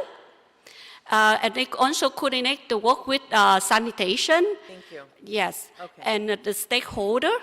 I understand. Yeah. Okay. Mm-hmm. Thank you for clarifying that. I just wasn't sure what that meant. I thought, when I see that, I thought it was for the actual construction, the work that needs to be done once this assessment is completed. Yeah, for the construction, they have a different definition for that. I Yeah, understand yeah, that, but, thank you know, if it's already in the scope here, I just wanted a little bit of clarity. Yes, Thank thank you. you. Thank you. I have no further questions. Okay, thank you, Vice President Villegas. Any other questions, colleagues? Yeah. Dr. Davis? Yeah, I just want some information to increase my awareness. The ad hoc committee, is it still in place? The ad hoc committee that came about with some of the information that we got from, I guess, going out to bid for this. Didn't you mention the ad hoc committee, sir? Yes, yes. Because after the spill, the Board of Public Works Yes. Commissioner, they form a ad hoc committee, and they go through. They went to the Hyperion for the physics Yes, ma'am. assessment and everything, and then they work with the consultant and advisor to prepare the report with the list of recommendation. Are they still in place? Yes. And still they in will place. continue to serve? Yes. Okay, that's my question. Thank you so much for that. I want to just correct that. We do not meet anymore. The ad hoc committee has not met. Since we provided the report, we have not met since. Okay. Yeah. Will you be available if need be, or you terminated your task? We terminated our task. We do keep them updated, but we terminated the task. The task was to evaluate what happened in the incident and do a deeper dive in terms of the aspects of the incident, and created at least like a 50-page report with recommendations. This is one of those recommendations. Got Yeah. it. Good. Mr. Johnson, you said we had originally 8 individuals, potential vendors who were interested in the work, but yet only 2 submitted. Is that correct, in addition to Smith? For this one, we only have one consultant submit the proposal. Only one submitted. one. So CDM Smith is the only one who have submitted. Yes. Wow. And I do understand this is highly technical work and an extreme challenge, I would suspect, for people who do this work. In terms of the report that you gave on the business inclusion, the numbers you said were 20% minority business enterprise proposed for CDM Smith. Is that correct? Yes. And then we have 9.1 WBE. Is that correct? Yes. And then you mentioned 29%. What area was the 29%, the performance of what? What was it? That was SBE and EBE. Oh, SBE. Okay, so that's small business and emerging business enterprises. Now, the emerging business enterprises, 29%, or how much percent of emerging business enterprise are they proposing? The 29 is for small businesses, correct? So Both. how much is it for EBE? I apologize. SBE and EBE both are listed at 29.8%. Also, we have 29% of emerging businesses as well. That's correct. That's what I wanted to get clear. Okay, so great. And then, let's see, finally, this contract is for technology. They're doing an assessment, and they're providing various technology plans for us to implement moving forward as it relates to effectively managing Hyperion. Is that correct? Yes. They will help us to find some technology we can apply. Electrical system. Yes. Yes, correct. And you mentioned also in your report about the quality of piping systems or something of that nature. Did you mention that? Coupling integrity. Okay, so in fact, does that suggest that perhaps some of the materials that we have had in the past, the quality of the piping was not to our best expectation, or what does that mean? Actually, the piping coupling, well, we just want the CDM Smith assist us to do assessment, which one is worn out and can provide us with the new technology connection of the pipe for the long-term use. When you say the integrity of the piping, what did we mean when we said that? Was there some question about the integrity of the piping in the past, or is it a standard that we hope to sustain moving forward in our engagement with the CM Smith Company? I'm trying to better understand your assessment and your reason for identifying integrity as it relates to your discussion about piping. I'm trying to better understand that assessment. Yes, because the pipe, sometimes they got corrosion or sometimes they had a leak. So that's why we would like the assessment just in case, because sometimes flooding also caused by the broken pipe or some leak from the couplings. Got it. Yes. Got it. So here's my question. From our experience, did we have the hypothesis that, or did we find, or did we discover that from the old piping that we had, that there was some questions we had about the integrity of the past piping that we have had? Was that an issue? Actually, for this one, it's just we just put it's part of the vulnerability program. Just make sure prevent the future flooding in the pipe galleries. So that's why we include it in here to do assessment including into our scope of work. So this is an issue where we wanted to sustain our standard of expectation. We always expect for the quality and the materials of piping to be of a certain standard, reflective of running a center like Hyperion, correct? Yes. And so therefore we identified piping as an issue to discuss because we want to make sure that when they do this work, that the piping they give us is on the same standard that we're used to. Is that correct? Yes. So we have a high standard of expectation for resources and materials for piping. Yes. And we're pointing out to CM Smith that piping is critically important to us, and that when you bring us resources and materials on piping, they have to be of the highest order. Is that why we identified piping as a part of the assessment? Yes. Okay, that's what I needed you to tell me. Thank you. Thank you so much, Dr. Davis. Any other questions, colleagues? Seeing none. This is actually, thank you so much for doing that, and I'm glad you're doing it out of the recommendations that came out of the ad hoc committee. It's important to identify that when we do those. So I would say to Commissioner Reyes and Vice President Villegas, perhaps this is an additional communication that we can provide the public, that would, yet again, we're doing another repair, but not just a repair, but an actual reconstruction of the pipelines, right? And we are paying attention to the quality that we're doing. So to me, this is a win. That we are putting it out of the ad hoc, letting the city, the community around the Hyperion plant know that we're taking measures and that we're putting things into practice and into reality. That's how I see this happening. So I applaud you guys for doing that. Commissioner Reyes? I just want to second your comment, President Garcia. I know that we do have a newsletter that comes out from the Hyperion treatment plant itself in terms of communicating all the activities, including contracts that we have to the general public. So I'm very thankful that there is a communication channel and more robust communication channel with the neighboring communities as well. So thank you. Thank you for that, Commissioner Reyes. Okay, colleagues, we are in item number 4. Is there a motion? I don't see any other comments. Thank you, Dr. Davis. Is there a second? I'll second that. Thank you, VP Villegas. Dr. Campos, there's a first by Dr. Davis and a second by Vice President Villegas to move item number 4 forward and forthwith. Let's start the voting tabulation. We'll start with you, President Garcia. Aye. Vice President Villegas. Aye. President Pro Tem Davis. Aye. Commissioner Corzan. Aye. And Commissioner Reyes. Aye. This motion is adopted and carries unanimous. Thank you very much. Thank you so much for that, for your time this morning.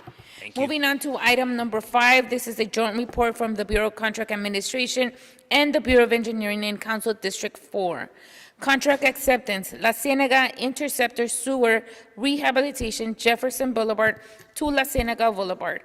Recommending the board to 1, accept this contract. 2, assess JR Pipeline Company with a penalty in the amount of $5,278.44 for the unauthorized subcontractor substitution of one bid listed WBE subcontractor and two bid listed OBE subcontractors. And 3, instruct the Director of Office of Accounting to disencumber the recommended penalty of $5,278.44 from the project fund. And this morning, we have Mr. Gutierrez here. Good morning, sir. Welcome. Give me a second. We do have public comment for item number 5 with the letter, someone with the letter name starts C.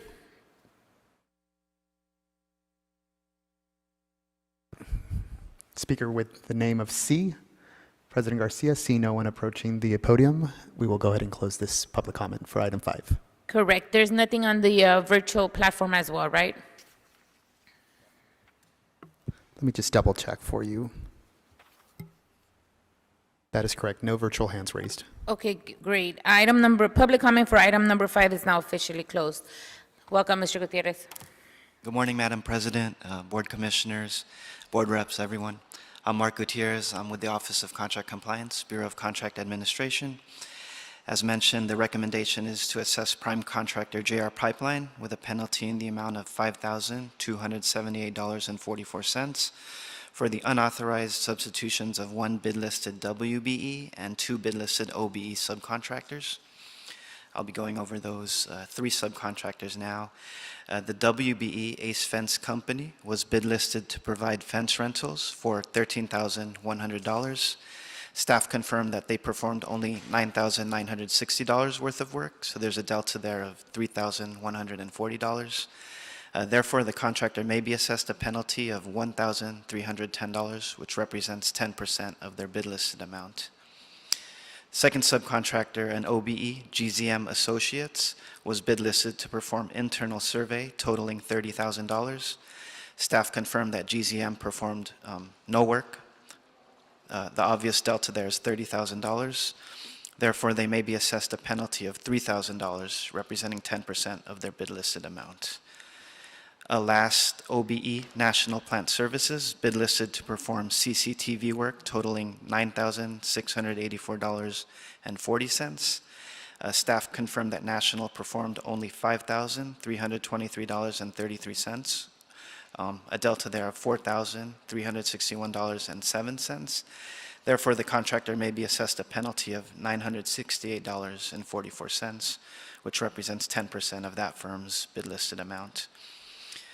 Per bid proposal requirements, any reduction, increase, or other change to any subcontract amount without prior approval of the inspector is considered an unauthorized subcontractor substitution, subject to a penalty of 10% of the subcontract amount, whether bid listed or not. So that applies to all 3 of the subs I went over. We informed the contractor of those potential penalties. They basically agreed to the penalties for those 3 subs. We were able to resolve 5 other penalties, but these 3 remained. Therefore, that recommendation to assess the sum of those penalties, $5,278.44, is the recommendation before you. And the contractor, again, was in agreement. I don't believe they're here to refute that, and that's basically my report on this project. I could take any questions you may have. Thank you so much, Mr. Gutierrez, for that. Did you say the contractor is not here, right, and did not object to this? That is correct, yes. Okay, thank you. Any questions, colleagues? Dr. Davis has moved. Any objections? Given none, is there a second? Second. Thank you, Commissioner Corson. Dr. Campos, there's a first by Dr. Davis and a second by Commissioner Corson to move item number 5 forward and forthwith. Absolutely. Let's start the voting tabulation. We'll start with you, President Garcia. Aye. Vice President Villegas. President Pro Tem Davis. Aye. Commissioner Corzan. Aye. And Commissioner Reyes. Aye. This motion is adopted and carries unanimously. Thank you. Great, thank you very much. Have a good rest of the day, Mr. Gutierrez. Thank you. Moving on to item number 6, this is a request from the Bureau of Sanitation and Bureau of Contract Administration in all council districts for a contract amendment, BJ Used Tire and Rubber Recycling, Inc. Give me a second, sir, I'm going to take public comment. We have 2 public comment cards, one with a person that starts with the letter W.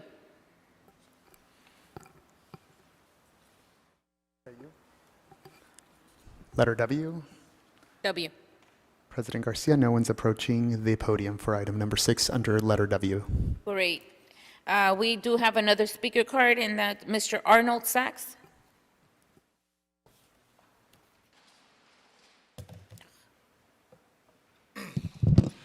Thank you. Good afternoon. Arnold Sachs. Is there an estimate on the number of tires that are going to be collected from the, is this just the city and the county? All the agencies that are involved, private agencies, private vehicles, car dealers, exactly what does this entail? We could be speaking about 1 trillion tires in a year, in less than a year, with all the vehicles that are on the road, from all the bus companies. You have Foothill Transit, you have County Transit, you have private agencies, you have private vehicles, you have people's cars, you have agency vehicles, you have police vehicles, you have fire department vehicles. You have over 10 million people living in the county. So each one has a car. That's 40 million tires in 1 year. And that's not counting buses. What exactly is, what is the use going to be? Where are they going to store these tires? Who's going to pick them up? Is there a limit on the contract that's going to be involved here? Is there a bid that goes out, or is this just a renewal of the same contract with the same people? How long has this contract been going on? And what have they been using the tires for? If they've been collecting them for a couple of years, what have they been using the tires for? They certainly haven't been using any. Where are they going? On what path? They're not using them on bike paths. They're not using them on the streets. So, I mean, it would be great if we could get an answer on some of these questions. Thank you.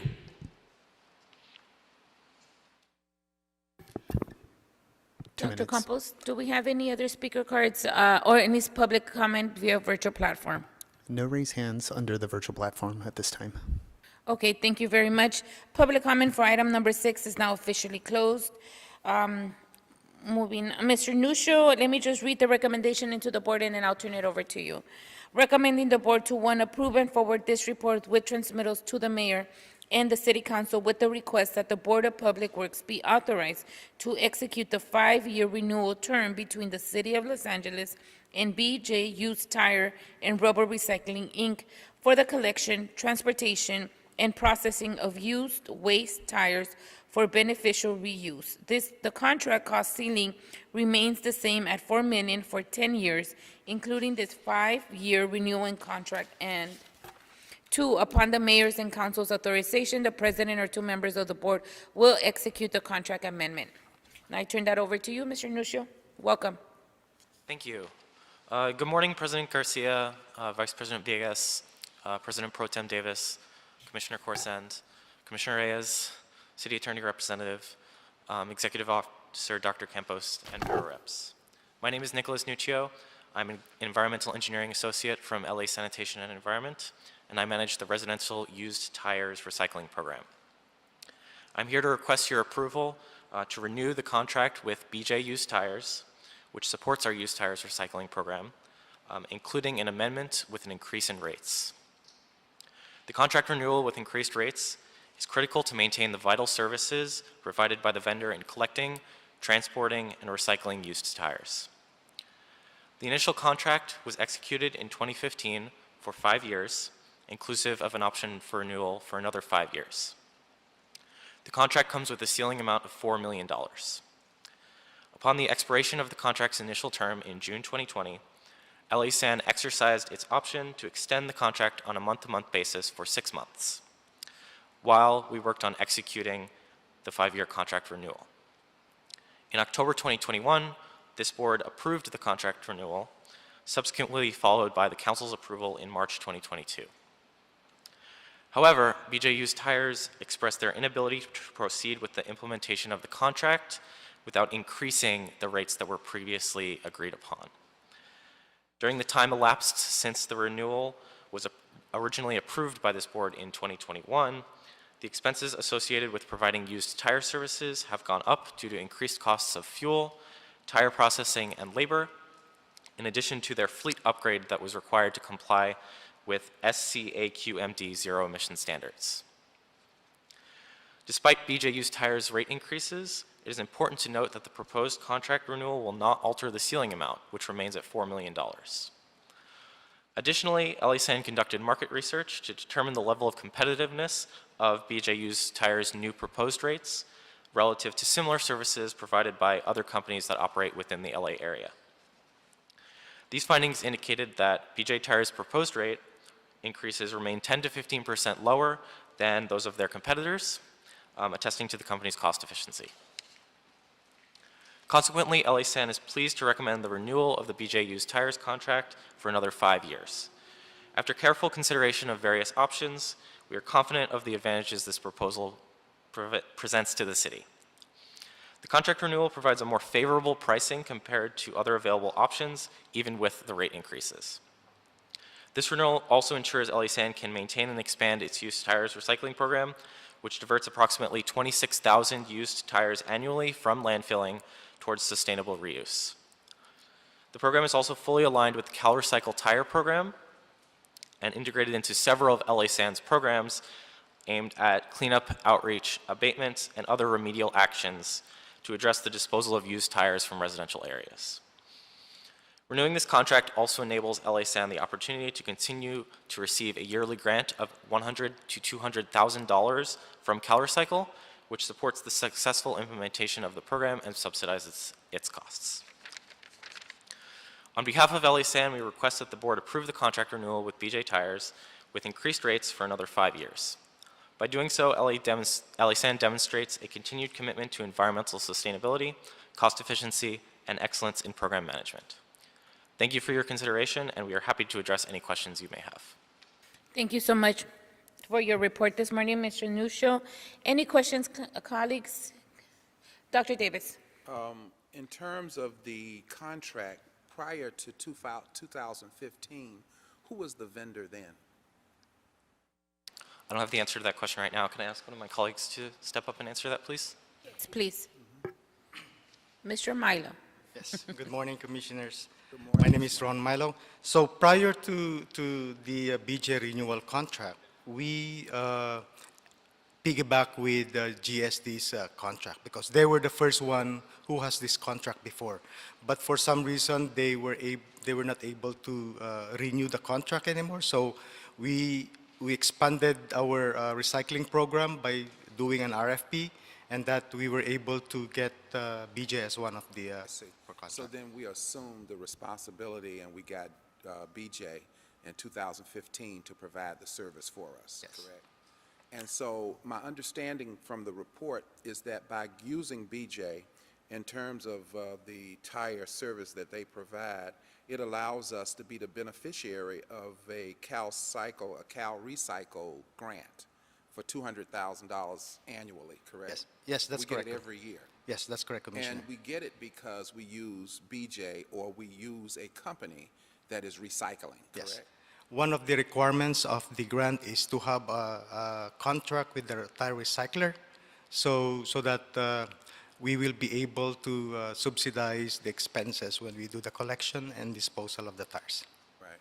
Are there other companies that competed for the opportunity to do business with us? Yes. There are As a other matter of yes, as a matter of fact, we have market research that we did, and it was proven that BJ tires is still the lowest price that we have. We're still enjoying 5 to 10% less.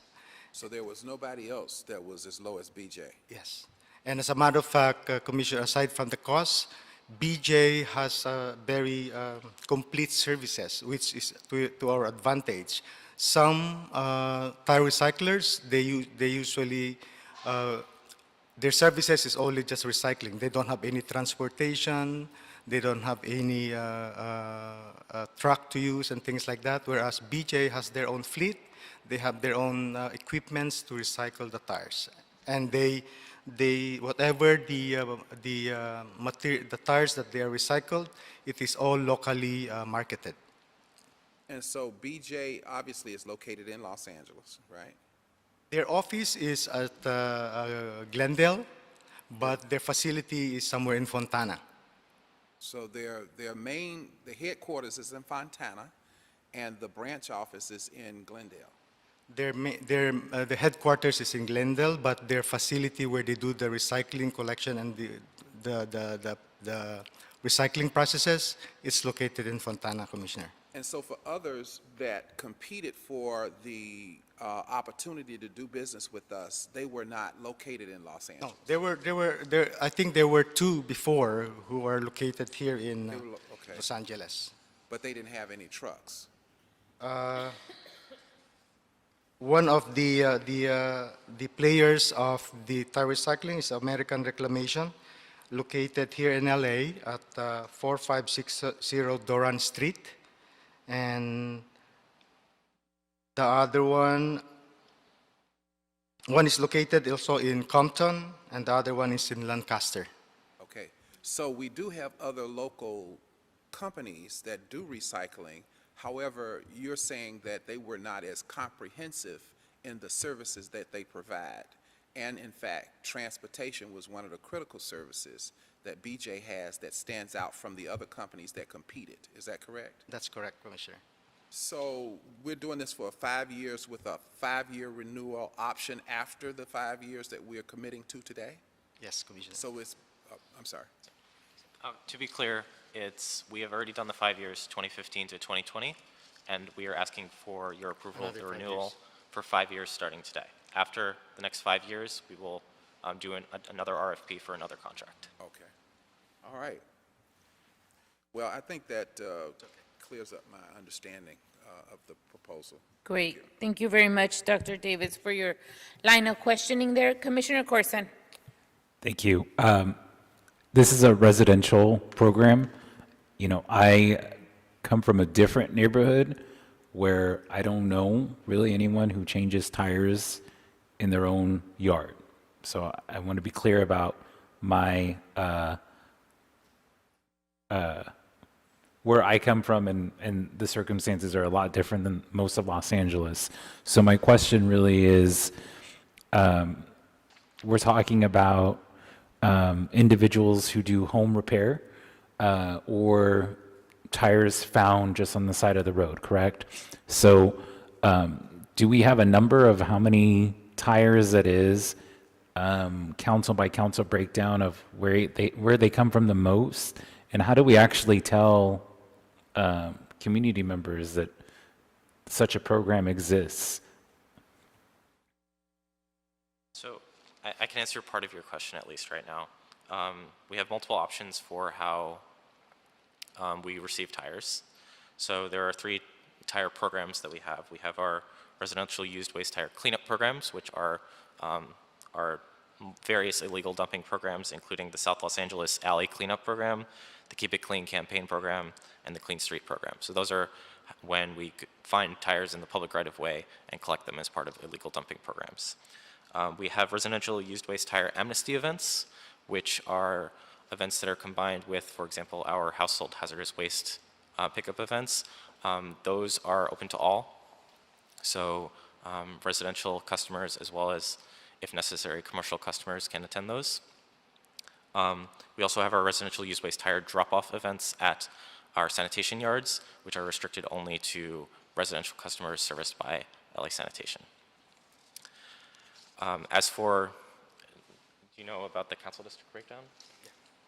So, in addition to what Nick mentioned, Commissioner, the grant allows us to do expenditure for the outreach materials, wherein we give to our residents, or we do our social media to, let's say when we have an event, tire recycling event, so that they will be able to know what exact location and the date they can bring their tires.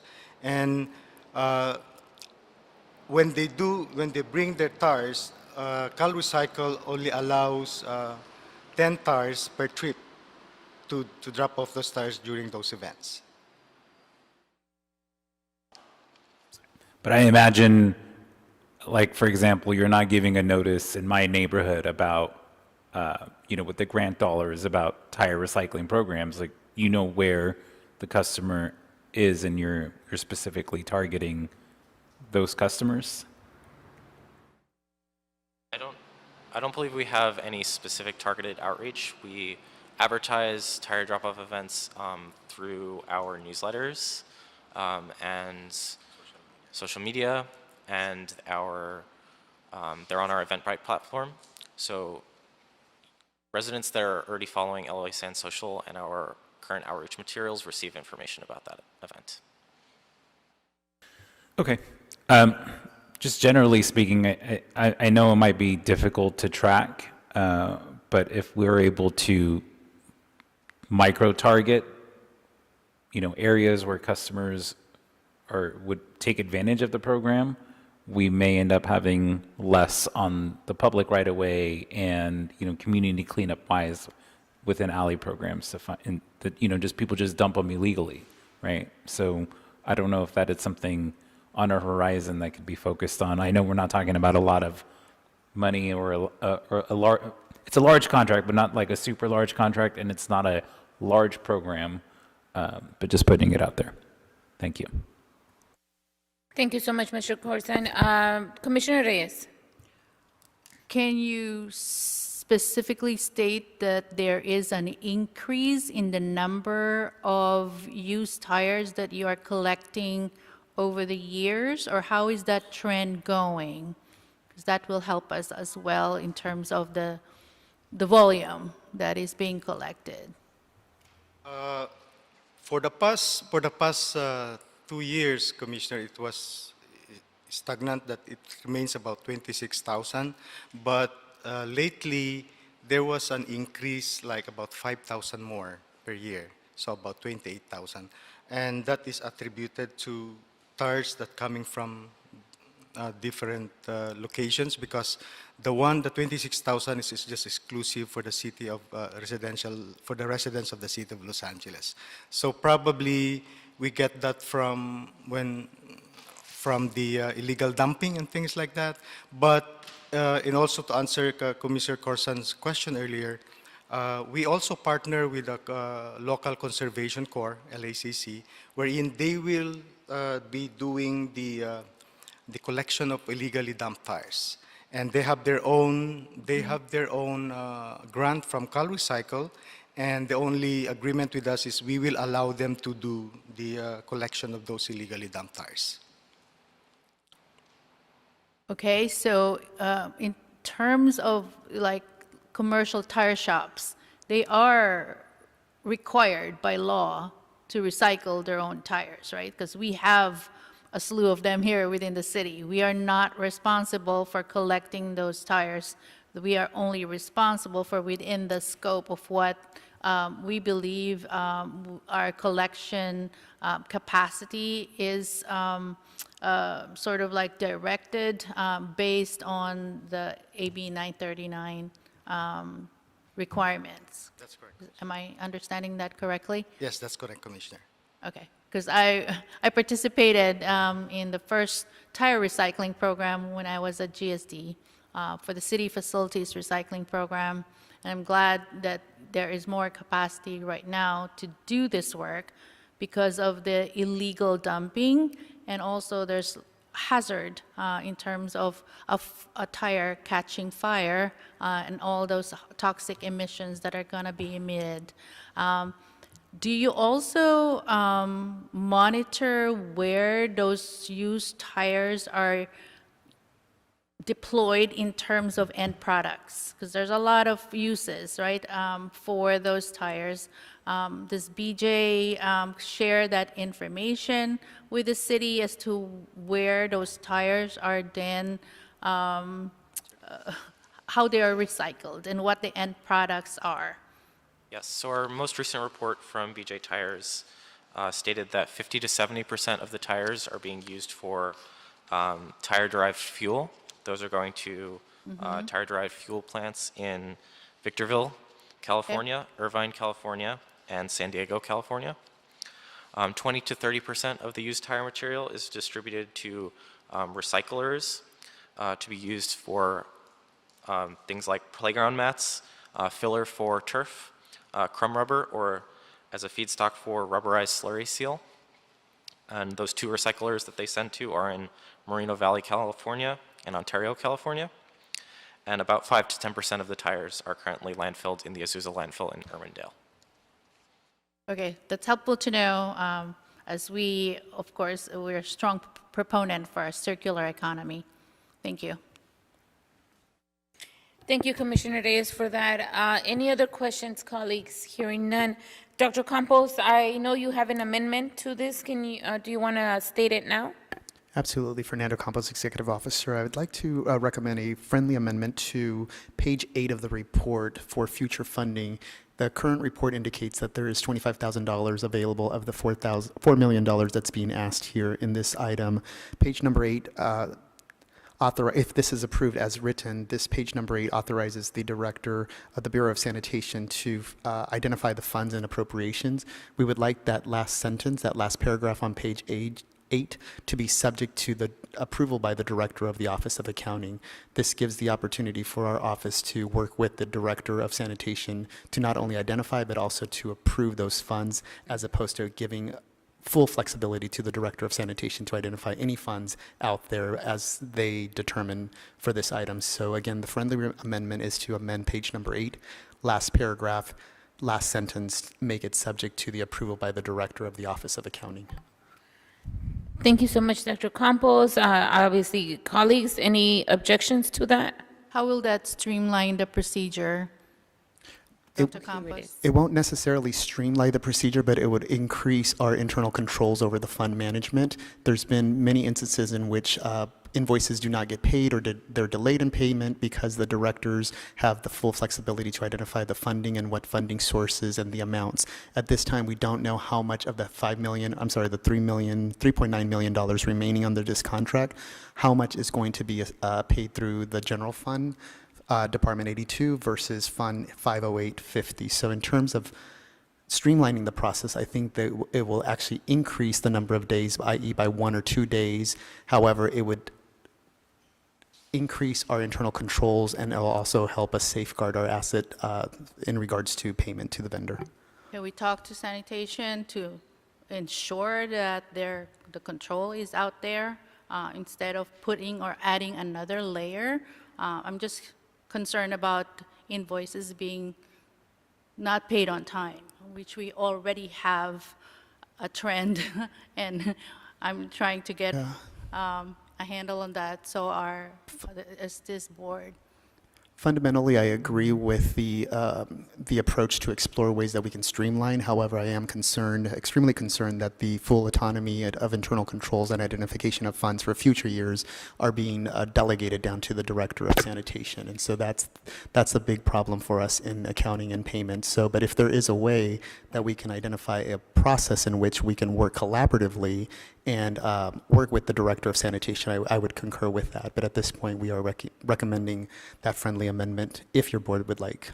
I would like for it to be a two-way street and not just add something, a language that will arbitrarily add control. I'd like for your office to work with our LA SAN office on that process. So just to give a little bit of clarity on the situation, if you just read on page 9, it says funding as of date of this board report has been verified and approved by the Director of the Office of Accounting, subject to terms and conditions and cash availability described above. Why are we differing from, why would we differ from that now? If you'd like, I can go ahead and take a first stab at that response, and then I'll defer to the Bureau of Well, Sanitation. actually, this is helping your amendment, because my understanding from this is that up to now, we've always verified the amount and the funding source, the Director of Office of Accounting, and right now I'm seeing that we are trying to deviate from that, which is your point, Commissioner Reyes. So I just want to know from sanitation, why are you asking now to deviate what has been done in the past? It's not right or wrong. I just want to know why. When we are expecting that this renewal contract, Commissioner, to be executed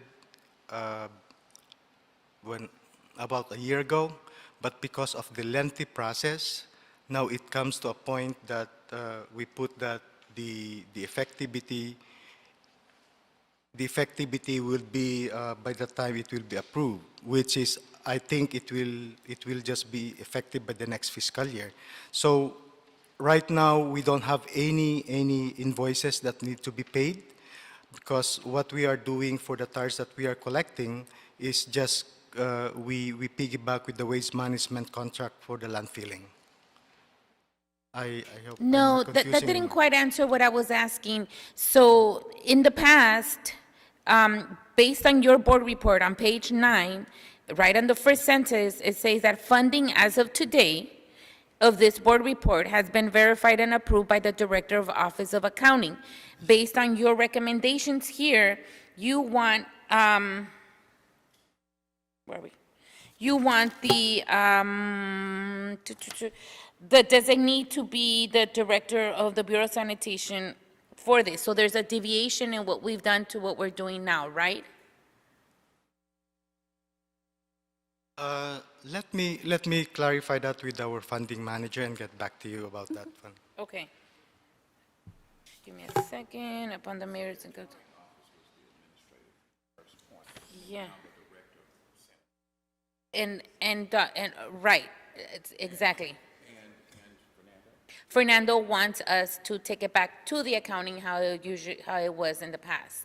And as opposed to giving it to the director. Now, Fernando, maybe you can clarify this for us then, and then, take your stab at it too. But my question is, in the past year, there was that deviation already in place?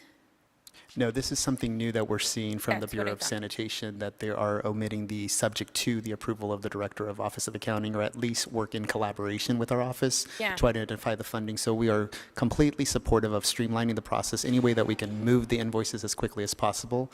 The concern is that this report would now delegate that authority to the Director of Sanitation or her designee, whomever that may be. We don't know who that is. Got And it. so we just want to make sure that there's internal controls, that we're safeguarding their funds as well as the general fund as well, and that these funding mixes do not get altered without any authority or any pushback, if you will, from our office. Otherwise, the Bureau of Sanitation would then have to come back to your board to get full approvals for that. Okay, understood. And Commissioner Reyes, well, maybe Dr. Campos, can you answer to make Commissioner Reyes more comfortable on the situation? That adding the layer of well, not adding, because it has been like this, does that cause any additional time or impact on the payments or anything moving forward with this, keeping it with the Director of Office of Accounting? In general, I would say typically no additional time is added, in as much as the fund managers from the Bureau of Sanitation will always work with our Office of Accounting in advance of submitting that invoice. However, there are some times, 10-15% of the times, the invoice arrives at the office and no funding mix has been pre-identified. Yes, And that's I what wanna avoid causes that. the delayed. So This gives a check and balance to administration and Absolutely. have it in the accounting office, Absolutely. right? Internal And controls. So the collaboration between the Bureau of Sanitation and the executive office is a good thing for the organization called Department of Public Works. So since in fact we have not had any problems in the past administratively in terms of working and collaborating with the Department of Accounting and the relationship with the director of sanitation, we can continue that relationship. It hasn't been a problem in the past, has it been? Where there's no reason to change it, right? that is correct, and that's what we're missing here in this report. So on page 8, there's a very last line that says, therefore, funds and appropriations will be determined by the director and general manager of LASAN or designee. That's the one that we want you to strike. We're going to strike that. A friendly amendment would be just comma, subject to the approval I was by the being Director of Office of draconian here. But you could strike it and then let the director identify. However, we want to give the Bureau of Sanitation the flexibility to identify those Correct. funds, especially Fund 508, which is managed by the Bureau of Sanitation. General funds are managed by us. Okay. So we want to give them that flexibility. So we're not disagreeing that they should identify the funds. What we're saying is that we would like that internal controls, the check and balance, to obtain the approval as Yes. opposed to having full delegated authority by your board. Okay.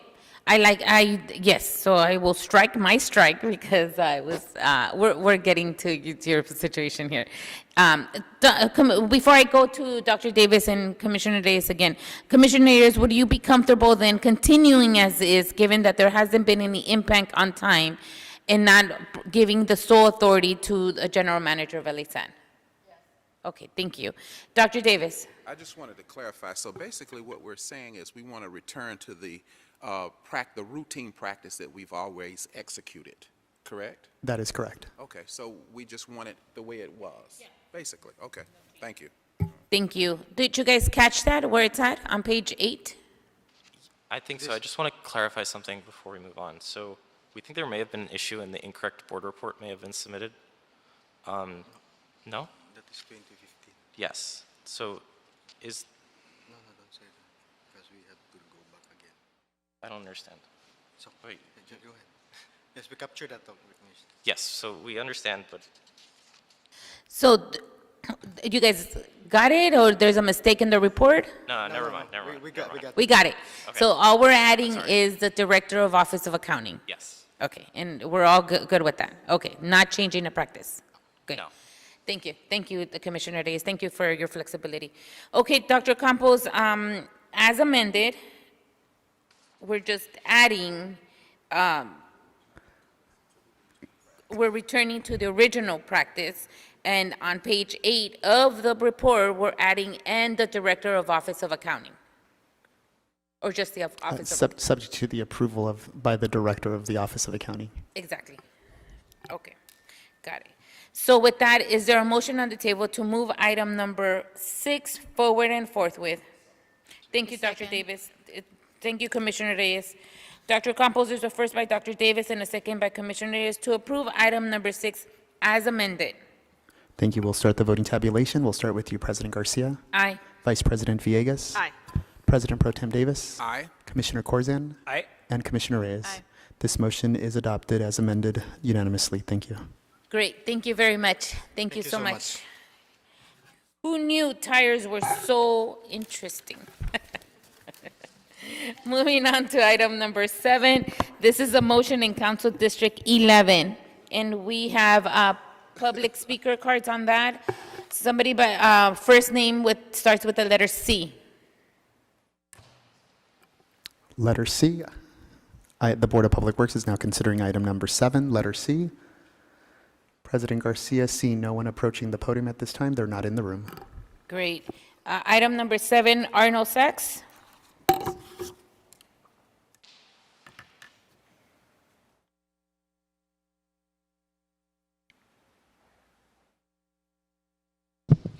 Yes, thank you. Good afternoon, Arnold Sachs. Couple things about this. When was this contract first issued? I see that the budget per August 18, 2021. So was there a contract issued or a request for proposals or bids put out before this contract was decided in 2021? Because that would be fiscal year 2021, 2022, and then fiscal year 2022, 2023, and we're coming up on fiscal year 2023, 2024, and you're getting ready to add almost $9 million to this contract. So I'm wondering, I've read recently that there have been 2 huge sewer spills into Santa Monica Bay that are greater than the last fiscal year, the amount of raw sewage that has flowed into Santa Monica Bay. There's also construction going on in Lomita for another reclamation project. There was a sewage spill into the South Bay part of where that outflow is. So I'm wondering, where are you on completion date? There doesn't seem to be a date of completion for this project to be finished. And with all the recent rain, I'm also wondering, are they taking sewage up to the northern part of the state to Happy Acres like they used to do? Are they still bringing raw sewage up there to use on the farmland up there that they've been doing since they bought that property for the Department of Public Works? I know they used to bring sewage up there all the time. I'm not sure if they brought it up by truck or they have created a pipeline that goes directly up there. Maybe somebody could open up somebody's eyes on that. And exactly the checks and balance, where exactly are you on this project? Is it 40%, 50%, 70% finished? It'd 2 be great minutes. for the public to know. Thank you. Thank you for public comment. Dr. Campos, do we have any public comment via the virtual platform? Just checking the platform at this time. We do not have any hands raised. Great, thank you very much. Public comment for item number 7 is now officially closed. This is a request in Council District 11 from the Bureau of Engineering for a budget increase, capital improvement project CIP 2445, Hyperion Water Reclamation Project, primary tanks, BO, B5, and CO upgrades, CIP 2446-HWRP, primary tanks, skimmer improvements, CIP 2477, HRWP, primary influence sluice gates. Recommending the board to, 1, authorize additional contingency in a revised total construction budget for the project as indicated in table number 1 of this motion. I'm just going to revise, the revised construction budget is at $28,713,253.32. And this afternoon, we have Mr. Malik. Yes. Good morning, good afternoon, welcome. Good afternoon. My name is Faz Malik. I'm a senior engineer with the Bureau of Engineering, Environmental Engineering Division, and today I'll be briefing the board on Capital Improvement Project CIP 2445, the Hyperion primary tanks B0, B5, and C0 upgrades, CIP 2446, the primary tank skimmer improvements, and CIP 2477, the Hyperion primary influence sluice gates. The project collectively will improve the sludge conveyance system, scum collection system, and replace existing sluice gates with bulkheads in the primary tanks. The project was awarded to the Murray Company on April 15, 2019, for an amount of approximately $18.37 million. On August 18, 2021, the board authorized additional contingency in the amount of $805,000 and approved a revised construction budget of approximately $20.14 million. Earlier this year, on January 11, 2023, Commissioner Villegas was briefed on and authorized additional scope of work related to odor control in the primary tanks. On January 18, 2023, the board formally authorized the issuance of a supplemental agreement change order in the amount of $8.57 million. This brought the revised total construction budget for the project to $28.7 million. This supplemental agreement change order serves as authorization for the Bureau of Engineering to issue change orders to address various odors and safety issues that are stipulated in the abatement order issued by the South Coast Air Quality Management District. At the time, back in January, the funding sources for this additional emergency work had not yet been identified. Since then, funding for fiscal year 22-23 has been secured, while the remaining funding for next fiscal year will be allocated from the Sewer Construction and Maintenance Fund. With that said, the Bureau of Engineering and LA Sanitation formally recommend the board authorize the additional contingency and the revised total construction budget for the project. That concludes my report. Thank you. Thank you for that, Mr. Malik. Any questions, colleagues? Dr. Davis? Oh, no, I don't have any questions. Got it. Maybe this question is this part of the same question that we had earlier for Hyperion? Is this part of the recommendations that the ad hoc committee put in place? No, so this addresses the order of abatement that was issued by AQMD. Got it. It does. Okay, thank you very much. Thank you. Should be probably an additional to that newsletter, Commissioner Reyes. Yeah, I think this is the one where it addresses the odors. I thought so. And for like battery A, C, B. Right. Infrastructure. Okay, understood. Thank you. Thank you very much for that clarification. Thank you, Commissioner Reyes. Any other questions or comments? Given none, is there a motion on the table to move item number 7 forward and forthwith? So moved. Thank you, Commissioner Reyes. Thank you, Dr. Davis. Dr. Campos, there's a first by Commissioner Reyes and a second by Dr. Davis to move item number 7 forward and forthwith. Yes, let's start the voting tabulation. We'll start with you, President Garcia. Aye. Vice President Villegas. Aye. President Pro Tem Davis. Dr. Davis, is that an aye? Aye. Aye, thank you. Commissioner Corzine? Aye. And Commissioner Reyes? Aye. This motion is adopted and carries unanimous. Thank you. Great, thank you very much. Thank you. Have a good rest of the day. Moving on to item number 8. We do have public comment for item number 8. Speaker card with the letter starting with C. Speaker with the letter C. The Board of Public Works is now considering item number 8. President Garcia, see no one approaching the podium. There is no one by the name of letter C. Great. We do have another speaker card, and this is Mr. Arnold Sachs.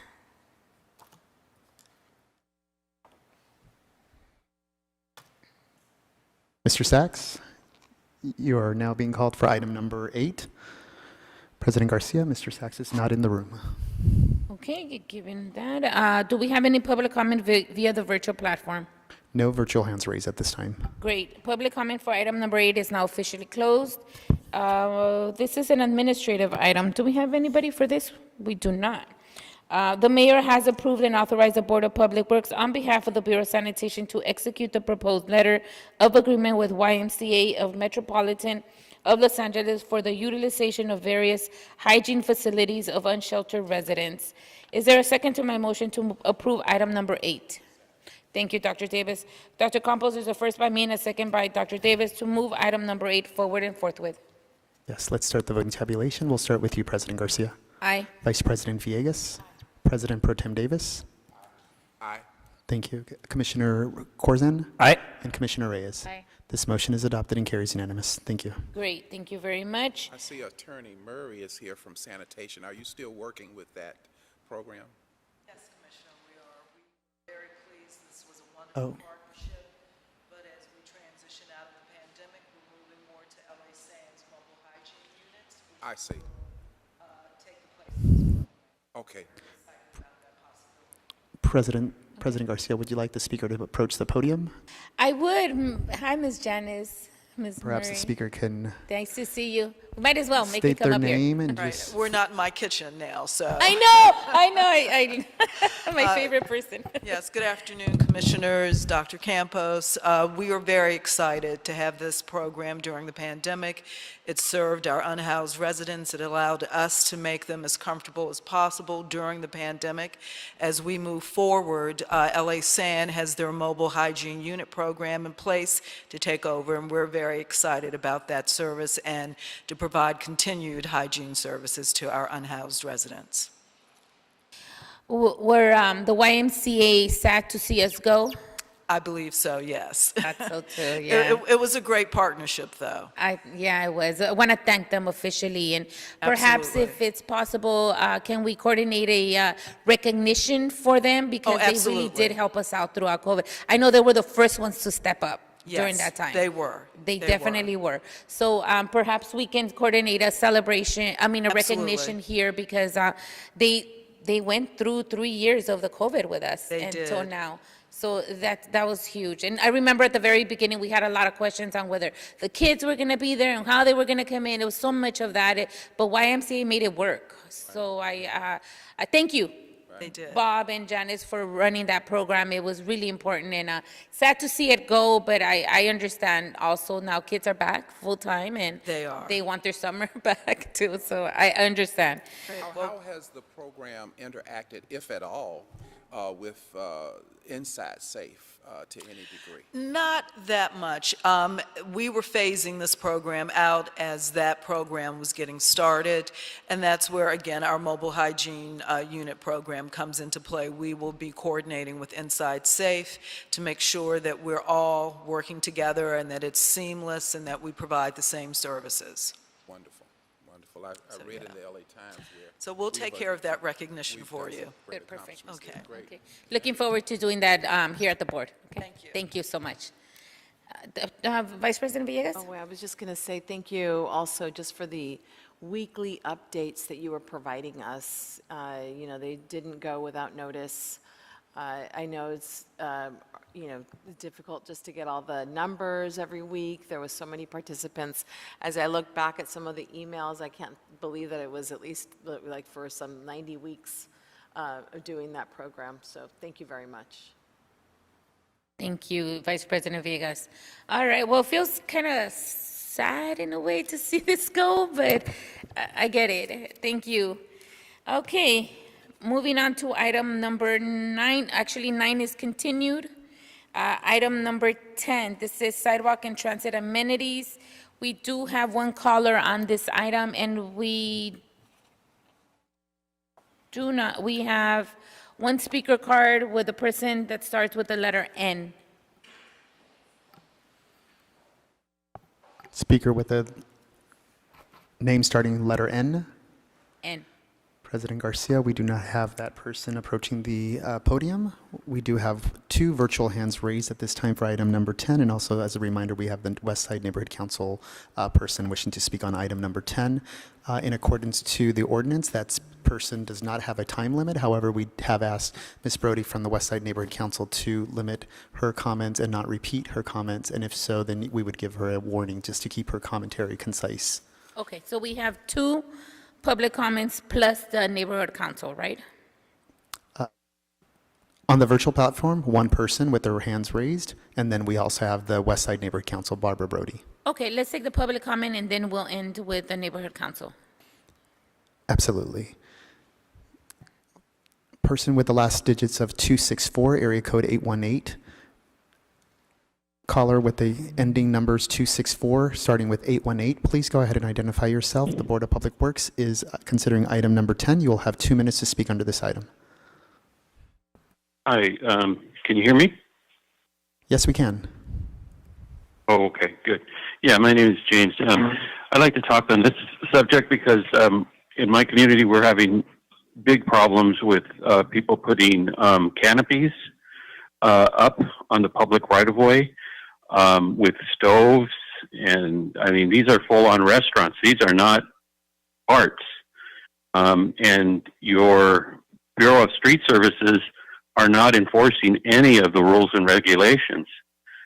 You have an ordinance on your book 62-133 that says that nobody is to erect a canopy on any street or sidewalk, and those things aren't enforced. I've mentioned it to David Rivera. I've sent him pictures of these people violating ADA laws.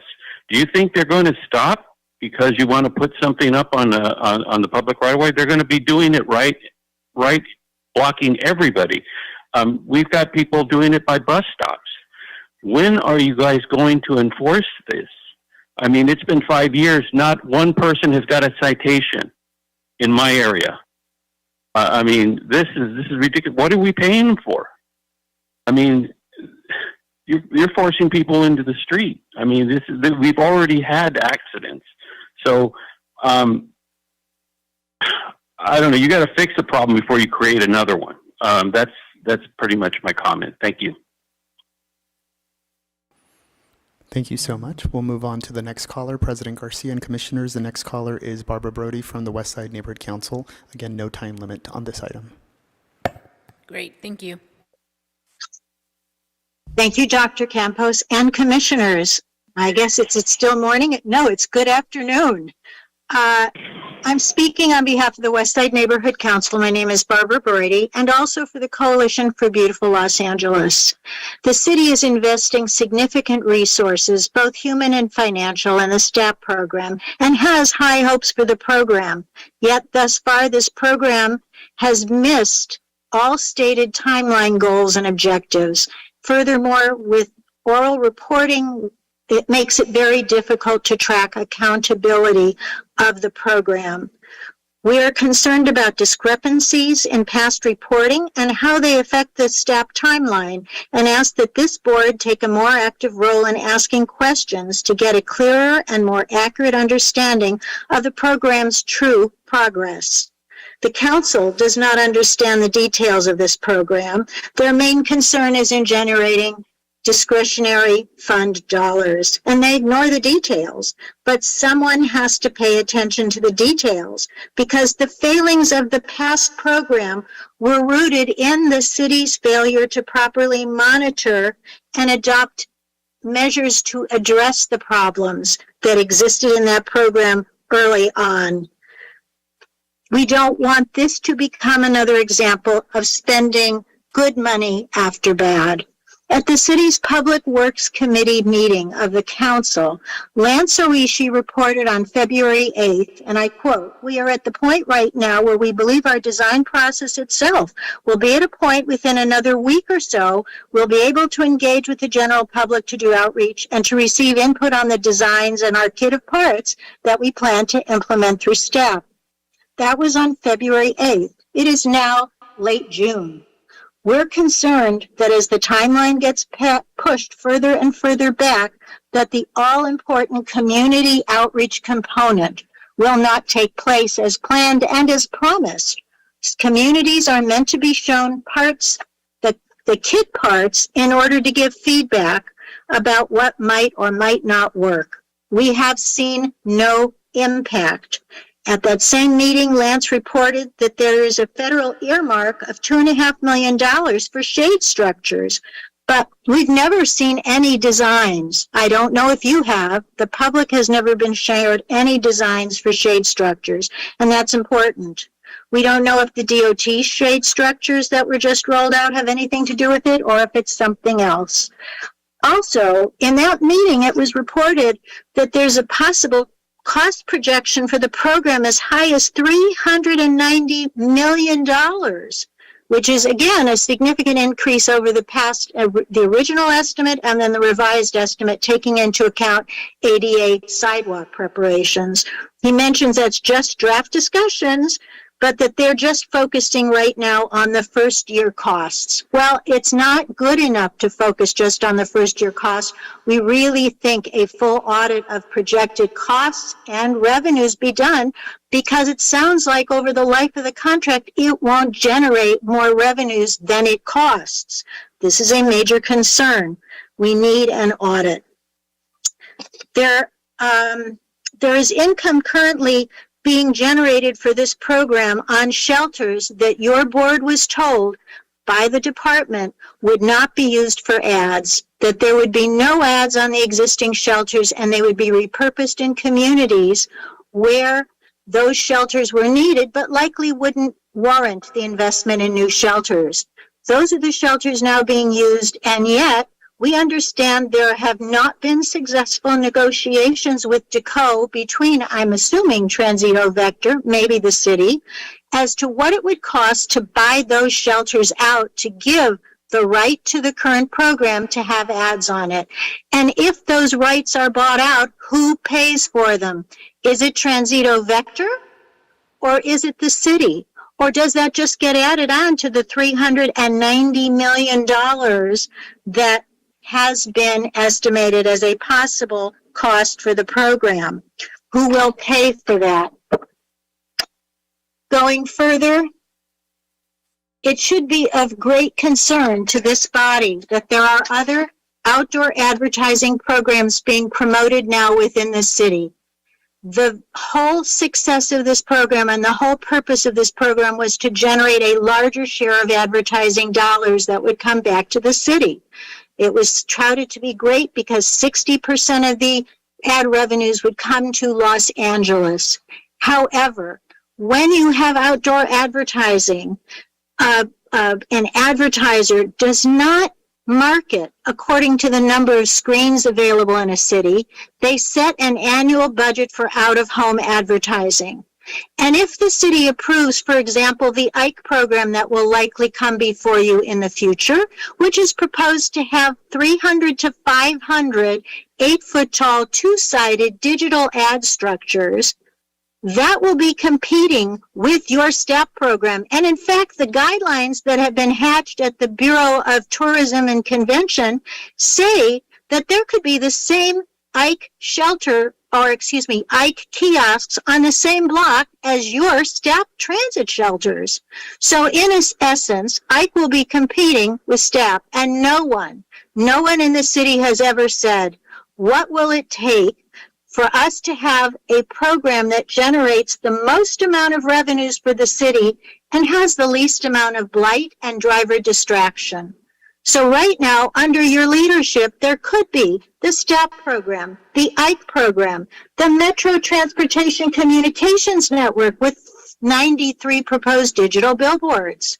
So there is a need for someone somewhere in the city to say, how can we reduce blight and have the best generation of revenue for the city with the least cost and negative impacts? Finally, at the 2/8 meeting, Lance reported to the council committee that the Metro North Valley Transit Improvement Project will bring 400 transit shelters to the North Valley, which is great news. We want to be sure that those other programs and their shelters are not counted as STAP structures. They should be in addition, because as we all know, the 3,000 STAP structures are not enough to cover the city's needs for transit riders. Finally, I also want to draw your attention to the fact that in the year one rollout for STAP, despite the city promising that this program would be different from others and would really meet the needs of those transit riders who need shade and shelter most, there were 2 to 3 times the number of shelters installed in Council District 5 on the cool west side than there were in the hot San Fernando Valley Council District areas.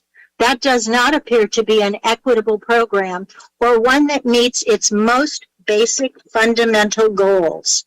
So I hope that this board will require written reports, timelines, and updates that you can look at and that the public can look at, so that if this program does go on and it isn't jettisoned at some point for failure, that it will meet its potential with the least amount of suffering for all and the ability to provide the shade and shelter that's needed. So I thank you for listening.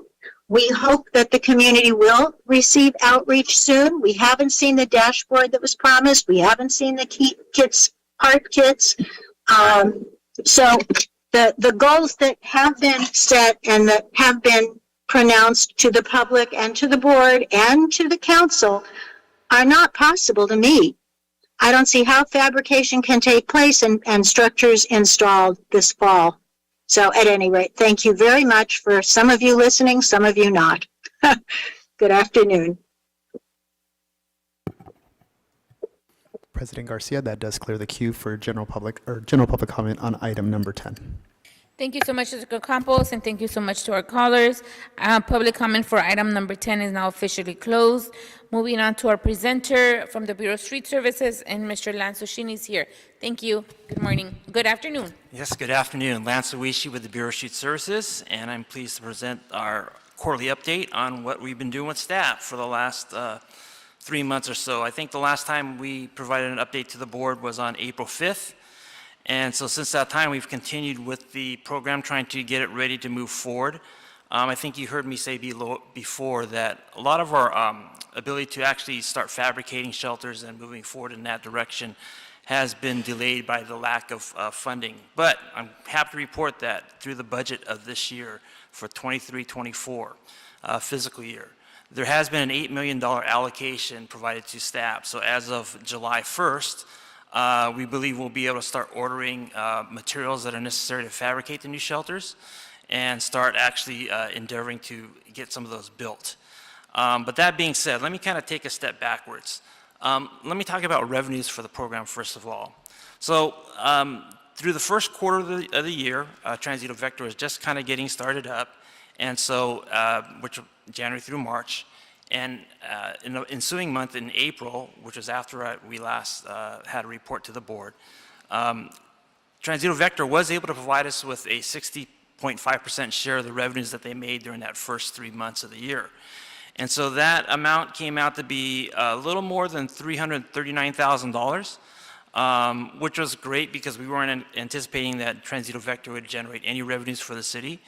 And so since that time, per the contract, Transito Vector was also required to provide us in May the first half of their, what we call the minimum annual guaranteed fee, Now, for the first year, that minimum annual guaranteed fee is a total of $6 million.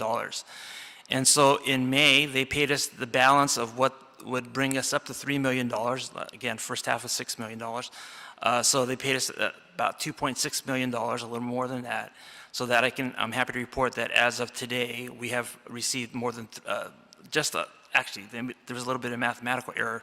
So they gave us just a little bit more than $3 million for the first half of this year, so first quarter of the year. So we're on track revenue-wise for the program. And so since we last met, again, we've continued with our public outreach and engagement. We've had actually 16 engagement events in the last 11 weeks since we've reported with you. Some of the folks that we've met with are folks like the Hollywood bid folks, talking about what we could do for them out there. We've met with folks from UCLA. We've met with Metro's, let me see if I can read my notes here, Accessibility Advisory Committee. We've also met with the Westside Regional Alliance of Councils. So we've been meeting with a bunch of different folks. We've been providing updates on where we are with staff. We have talked about the design, and so I'm happy to report that the design itself is more or less complete. In fact, as of mid-May, Transito Vector has submitted their engineering drawings to the Bureau of Engineering for review and vetting and approval. And so that is undergoing right now. We anticipate that the Bureau of Engineering will complete its review hopefully in the middle of July. And so that'll actually enable us to provide those engineering drawings to the fabricators, and the fabrication process can then begin. I'd also want to say that we are continuing to work with, meet on a monthly basis with Metro to talk about their North San Fernando Valley BRT project, or the monies that they had set aside for that. We are preparing a draft MOU right now to execute with Metro that will enable us to furnish, for them to actually furnish us with monies they have set aside for bus stop improvements to perform that work on their behalf. As a previous caller had mentioned, we believe that we'll be able to actually improve more than 400 bus stops with new transit shelters, improve sidewalks, bus pads through that funding with Metro. And so once we execute that MOU with Metro, they are ready to go as far as providing us with that money. And we've actually started working on identifying, or cross-identifying, I should say, those 400 sites that Metro has wants to get working on, and the list of sites that we brought before the Board of Public Works last December, actually, and again in February, that were permitted. And so we want to make sure that if we do move forward with the Metro project sites, we are looking at sites that have already been approved by the Board and Council. And so we have about 100 of those sites identified at this point, which would dovetail perfectly with what we want to do during the first program year. And so once we have the funding of the MOU executed, we believe that we'll be ready to go upon the delivery of new shelters with Metro. We also continue to work with Council and City Attorney's Office on the funding aspect. And one of the really curious things is that even though the Board of Public Works was kind enough to approve the $30 million Public Works Trust Fund loan to get our board started up, our program started up, I should say. We don't have any place to receive that money and to disperse monies therefrom to Transito Vector. And so we actually need to create a new section of the admin code that allows us to do that. And so we're working again with the City Attorney's Office, we're working with the Office of Accounting to make sure that we get the language right to set that up. And we're relying upon, again, City Council to move that new fund setup forward. We continue to meet with Transito Vector at least twice a week, if not 3 times a week, to continue coordination efforts. One of the things that we've been working on in the last quarter, or that we started actually the previous quarter, was we were bringing on a public relations consultant to help Transito Vector with the public outreach aspect. That public relations consultant has been working on a website. They've been working on the dashboard that we were trying to put together. They've also been helping us strategize on how to most effectively reach out to the general community at large. And it's a difficult task to get the word out about STAP to everybody. So we needed to bring that consultant on board, and so they were helping us out with that. We continue to wait, talking about funding, we continue to wait for the $30 million Public Works Trust Fund loan aspect to get actually cleared through the Executive Directive 3, number 3 process. And so that's still ongoing. Our understanding is the CEO's office is working on that as we speak right now. We hope to have that money then released to us that will again allow us to further our efforts with STAP. Regarding the designs, we are actually have started actually meeting with certain community groups that start talking about the design elements. The overall shape and structure of the designs themselves has been set, but there are certain things that are customizable that help the shelters fit in better with the character of the neighborhoods that they're within. Some of those things are seating arrangements, things like the colors of the shelters, things like the application of local community art. And so those are things that we've started engaging community members with at this point. We plan to actually start a more robust outreach effort in that regards later this summer. Again, we've been working with the community relations consultant to help us get that set up and established. And so once we have those plans finalized, we'll actually start that engagement process in earnest. Let's see. Lastly, I just want to kind of report that one of the things that Transito Vector has been doing has been, again, they've been pursuing the sales of advertising on our new on our existing transit shelters. And so one of the things that they're doing to increase revenues for the program is what we call shelter takeovers. And so over the summer, they've actually, well, just in this last quarter, they've been approached by 2 different studio production companies to do a limited number of shelter takeovers. And what that is that they take an existing shelter, and instead of just having the ads on 2 of the media panels that are part of the shelter, they apply vinyl graphics to the rear screen of the shelter, so it actually gives an impression that the shelter is actually, it's a larger advertising space, so they can include additional information about the campaign. So right now we know that there's one studio that's pursuing that shelter takeover on 6 different locations. Of course, that comes at an added cost, but also derives additional revenues for the program. And so these are just some of the ways that Transito Vector is moving forward to advance the program and to help ensure that it meets the financial goals of the program. So with that, I conclude my report, and I'd be glad to answer any questions. Thank you so much, Mr. Oshini, for your report. I'm glad that we were able to hear it again. How often, I thought we had scheduled this, did we schedule these updates? Did we say monthly or did we say quarterly back I think almost 2 years ago now? I believe initially there was a request from the council to do monthly reports. I remember that. However, I think amongst the board members, we decided to do it on a quarterly basis. Correct, I remember that too. Okay, so we are in time with our quarterly base update, right? Correct. This is the second report for the year, yes. Got it, thank you. Any questions, colleagues?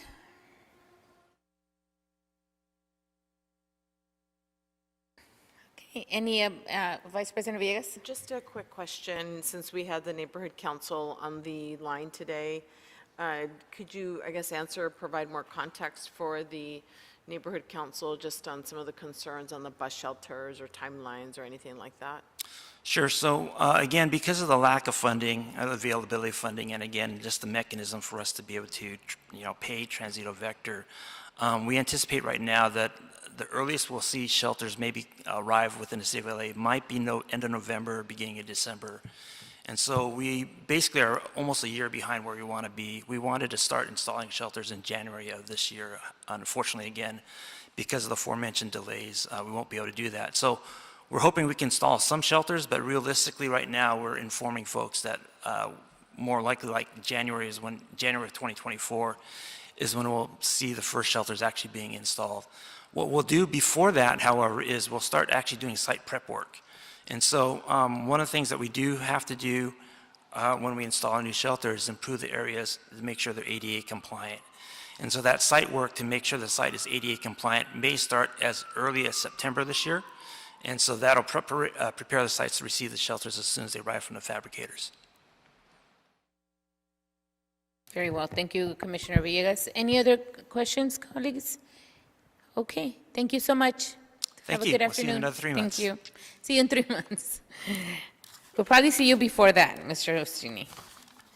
Moving on to item number 11. This is a contract performance report, policy number 796, Bureau of Contract Administration. I do have a speaker card for this one, so give me a minute, Mr. Gutierrez. This one starts, speaker card with the letter that starts with the letter W. Speaker by the name of letter W, the Board of Public Works is now considering item 11. Can you please approach the podium? President Garcia, no one is approaching the podium under letter W. Great, and we don't have anyone via the virtual platform as well? That is correct. Great. Public comment for item number 11 is now officially closed. Turning over the mic to Mr. Gutierrez. Good afternoon again. Mark Gutierrez, OCC, Bureau of Contract Administration. I'm here to present an update on the Contractor Special Recognition Program. That was a board-adopted policy back in June of 2019.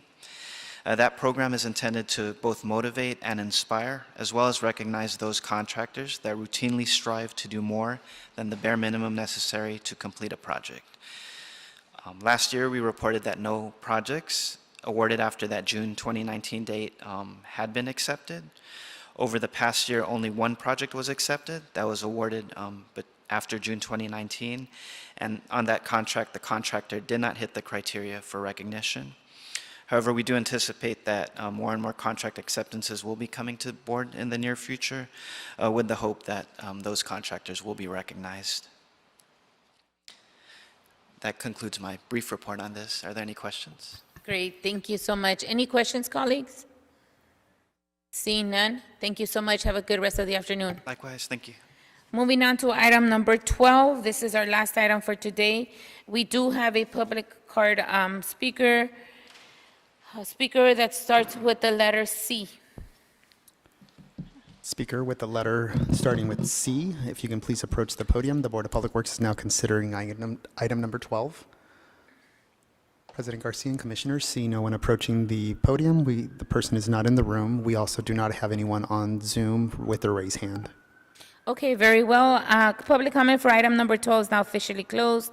And this morning, we have Ms. Ana Tabuena Reddy, Mark Huiza, and Scott Dillinger reporting on the BioCar White Paper Report Back, Bureau of Street Services. Good afternoon, President, Commissioners, and Bureau representatives. I'm Ana Tabuena Reddy, and as Streets LA's Chief Sustainability Officer, I'm happy to share the result of our white paper study with you today called Biochar Within the Circular Economy.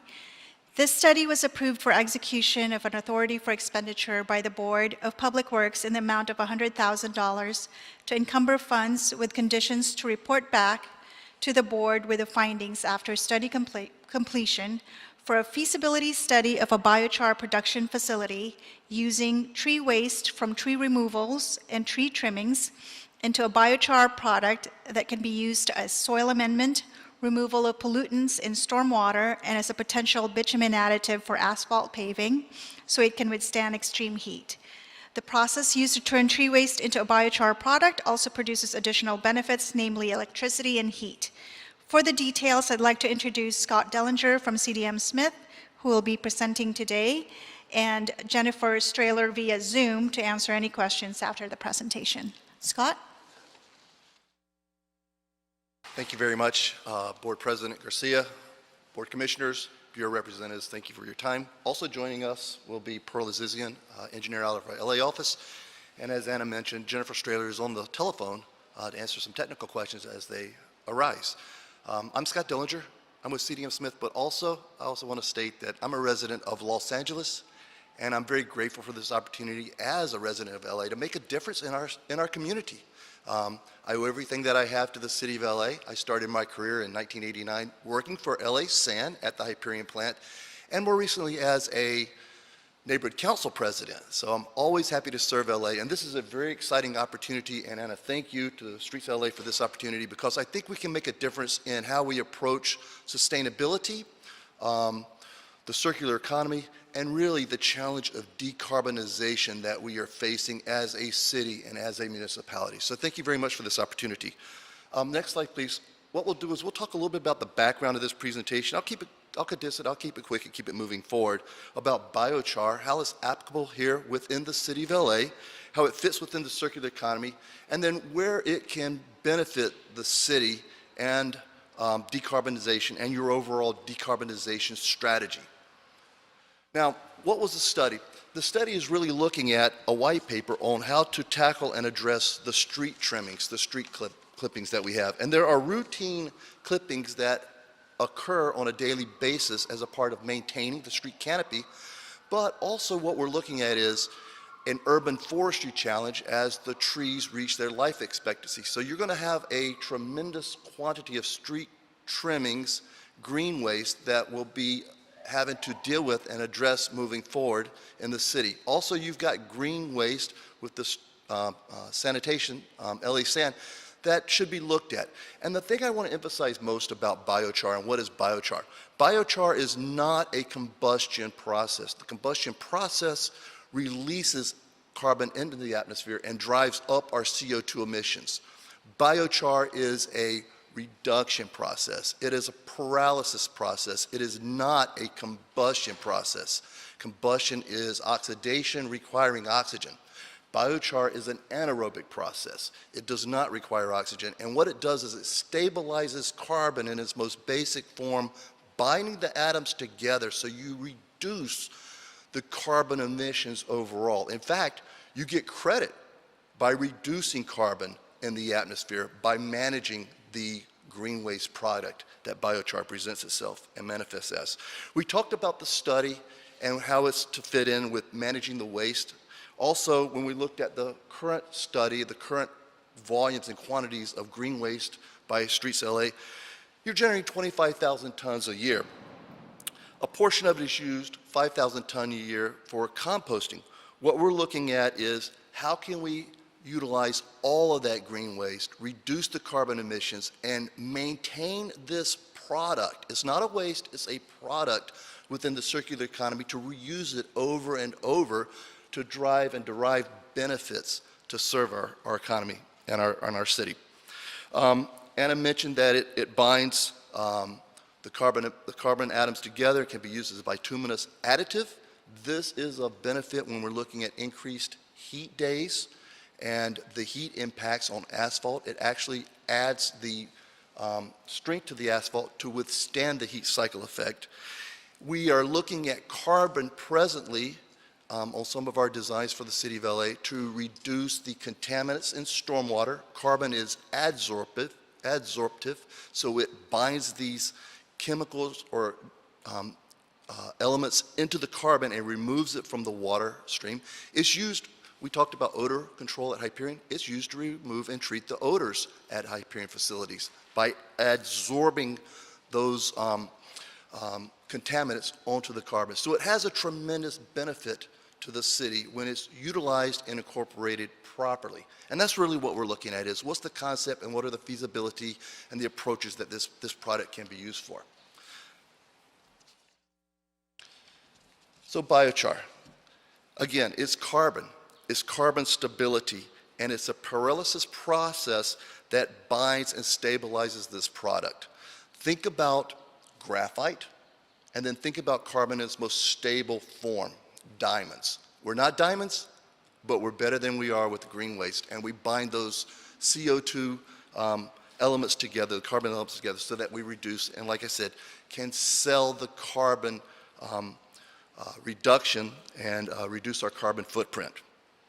We're looking at, with offsetting of the carbon emissions, of approximately $500 a ton in the commercial value of biochar once it goes through this process. And it is a self-sustaining process, and it does generate heat. And that can be a very beneficial product, a byproduct through the syngas that is generated from the pyrolysis process. The last thing I'd like to say is this on biochar. Currently, PFAS and emerging contaminants of concern are a big issue that we're facing as a society in removing these carcinogenic precursors from our water supply. We're finding that through the use of recycled water or the spreading of biosolids, the result of the wastewater process, that PFAS is being introduced into the water supply.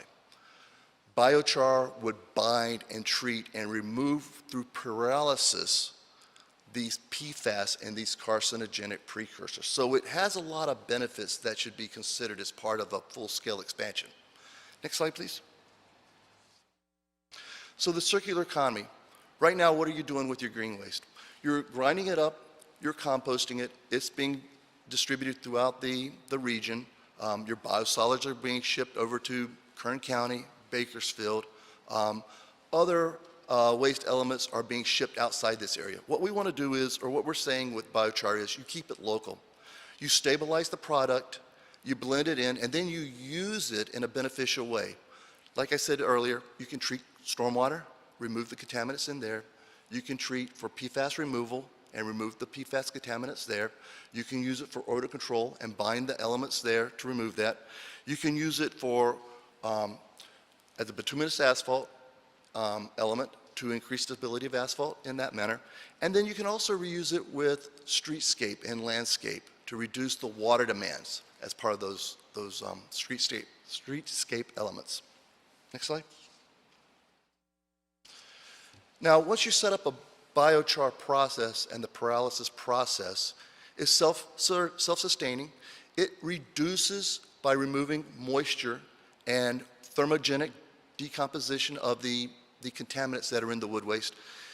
This is all permitted and would be permitted, let's say, through the South Coast Air Quality Management District to remove these elements and destroy them before they enter the atmosphere.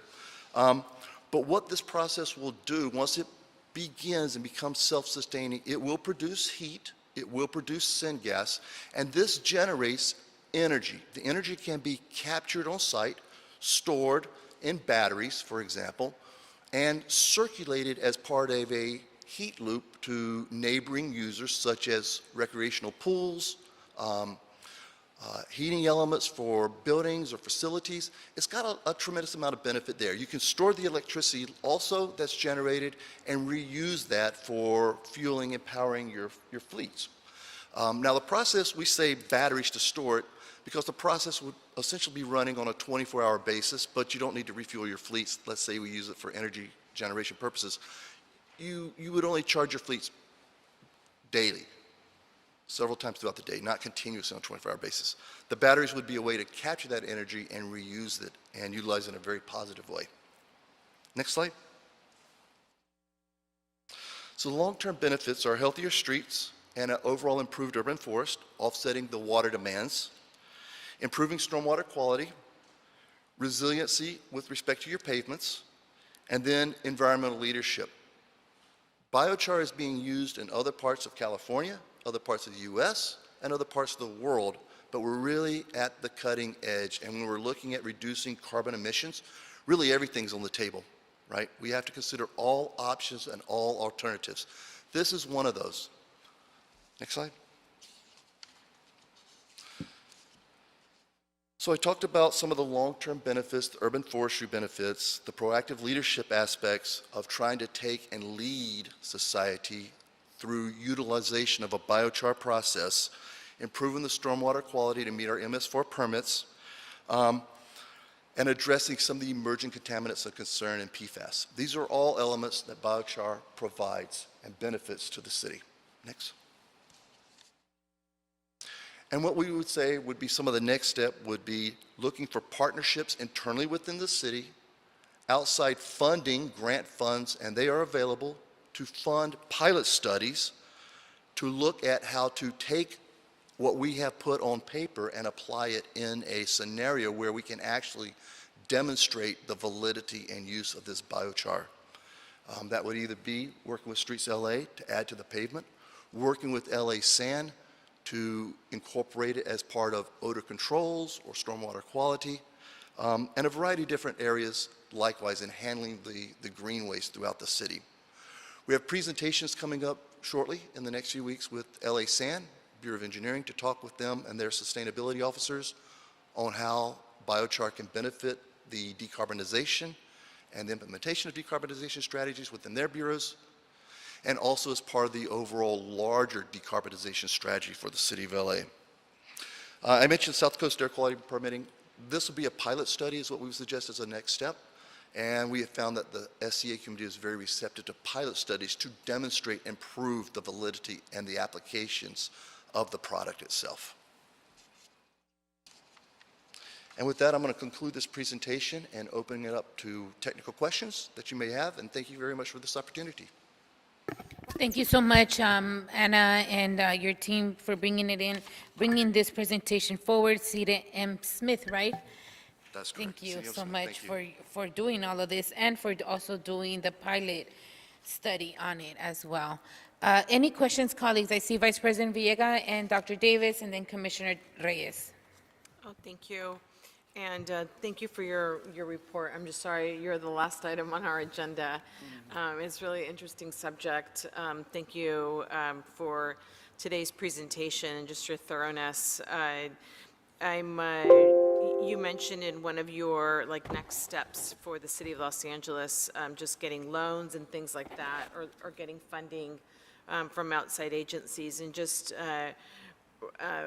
really, I'm just asking to see if you've lined up for any state funding on climate change money, any things like that, so that we can possibly use it to explore other opportunities for the city. Absolutely, and I'll add a couple of comments, and Ann, I don't know if you want to weigh in on this also, but I know that speaking with the LA Sand folks and funding under the County of LA Safe Clean Water Program, there are monies that are available to fund special studies. A special study could consider biochar, so there are funding sources there. EPA has a PFAS grant funding or grant funds available to address PFAS, to support PFAS removal, to support PFAS studies. Those likewise, I think, would be a very valid concern to consider, particularly as we are now seeing PFAS running through the wastewater process and beginning to infiltrate and contaminate groundwater and water supply through recycled water applications. So there are monies that are available out there to look at this. Anna, do you want to have anything more? No? Yeah, but there are grant funds that are available out there, of course. Thank you. Thank you for your work.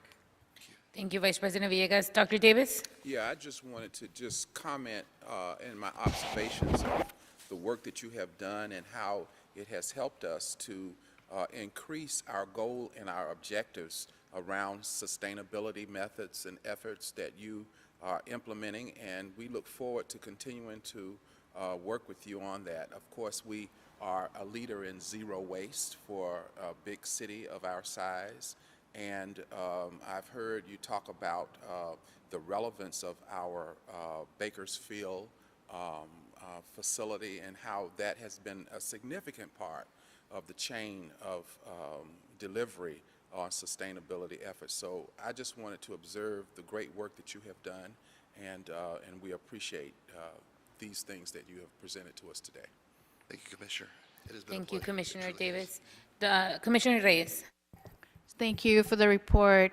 My only comment is about the process itself of pyrolysis, because that concerns high temperature, and having high temperature creates emissions. And I equate this to hydrogen. Hydrogen is sustainable, just different kinds of hydrogen for renewable energy.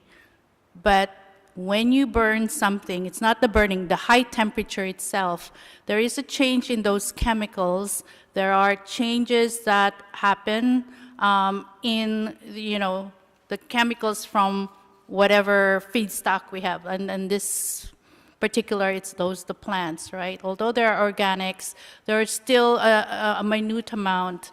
So I'd like to still further study this. In fact, I asked for a copy of the technical report because it is in those details that we need to make sure that we are aware about the energy footprint and impact of the volatile, whatever agents there are when that temperature is increased to such a threshold level.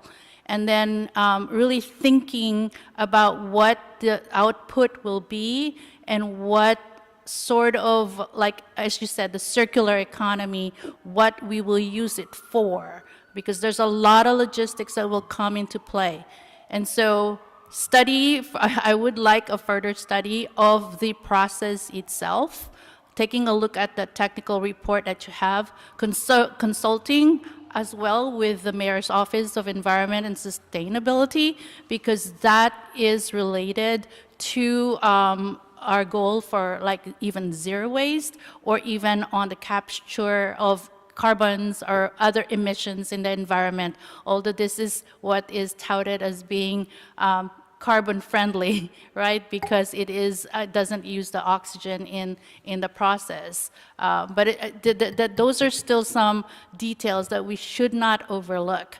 And that's why I appreciate this study, because it gives us the pros I need to also look at what the cons are.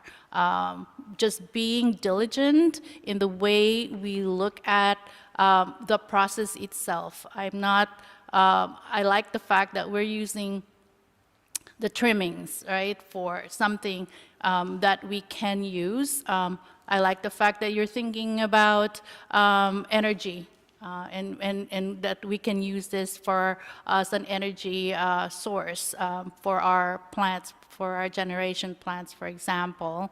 I like the fact that it could be used for odor mitigation at the Hyperion. There's many uses. It's pretty much like an equivalent of charcoal, actually. This is what we're creating. This is charcoal, right? But we need, when in the creation of charcoal, there's that heat element that comes into play. And I really want to dive deeper into that. Thank you. Thank you. Thank you very much. Thank you very much for that, Commissioner Reyes. I do appreciate everybody's comments.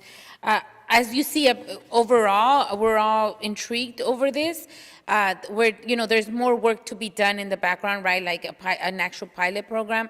I really like the fact that we are using what we are, in other words, our supply, for lack of a better word, our supply that we have, we're going to repurpose it in another way. And I really like that vision that you have, Anna, as a Chief Sustainability in your role, on making sure that everything that we're doing, is there a way to repurposing? And I think this is part of that piece of it, which I'm really enjoying. I really liked also, and I talked about this before also, the fact that it improves our asphalt performance. That's where I want to see the synergy between the results to how we can repurpose it within the city, work to have even a better, be more sustainable, have a better product, whatever it is, or less cost. So if we can find that, like the cost analysis of, we're going to put biochar into our asphalt, is that going to reduce our product cost, or is it going to, increase it? I don't know that. So I like to see how we're going to repurpose this. I appreciate that we're finding a job, for lack of a better sense, to the trimmings that we get, to something that we already do. So I do want to continue this way you're going. I know that you're going to look for now some outside funding, and then have a actual pilot program. I would appreciate that, just to see how it would actually work.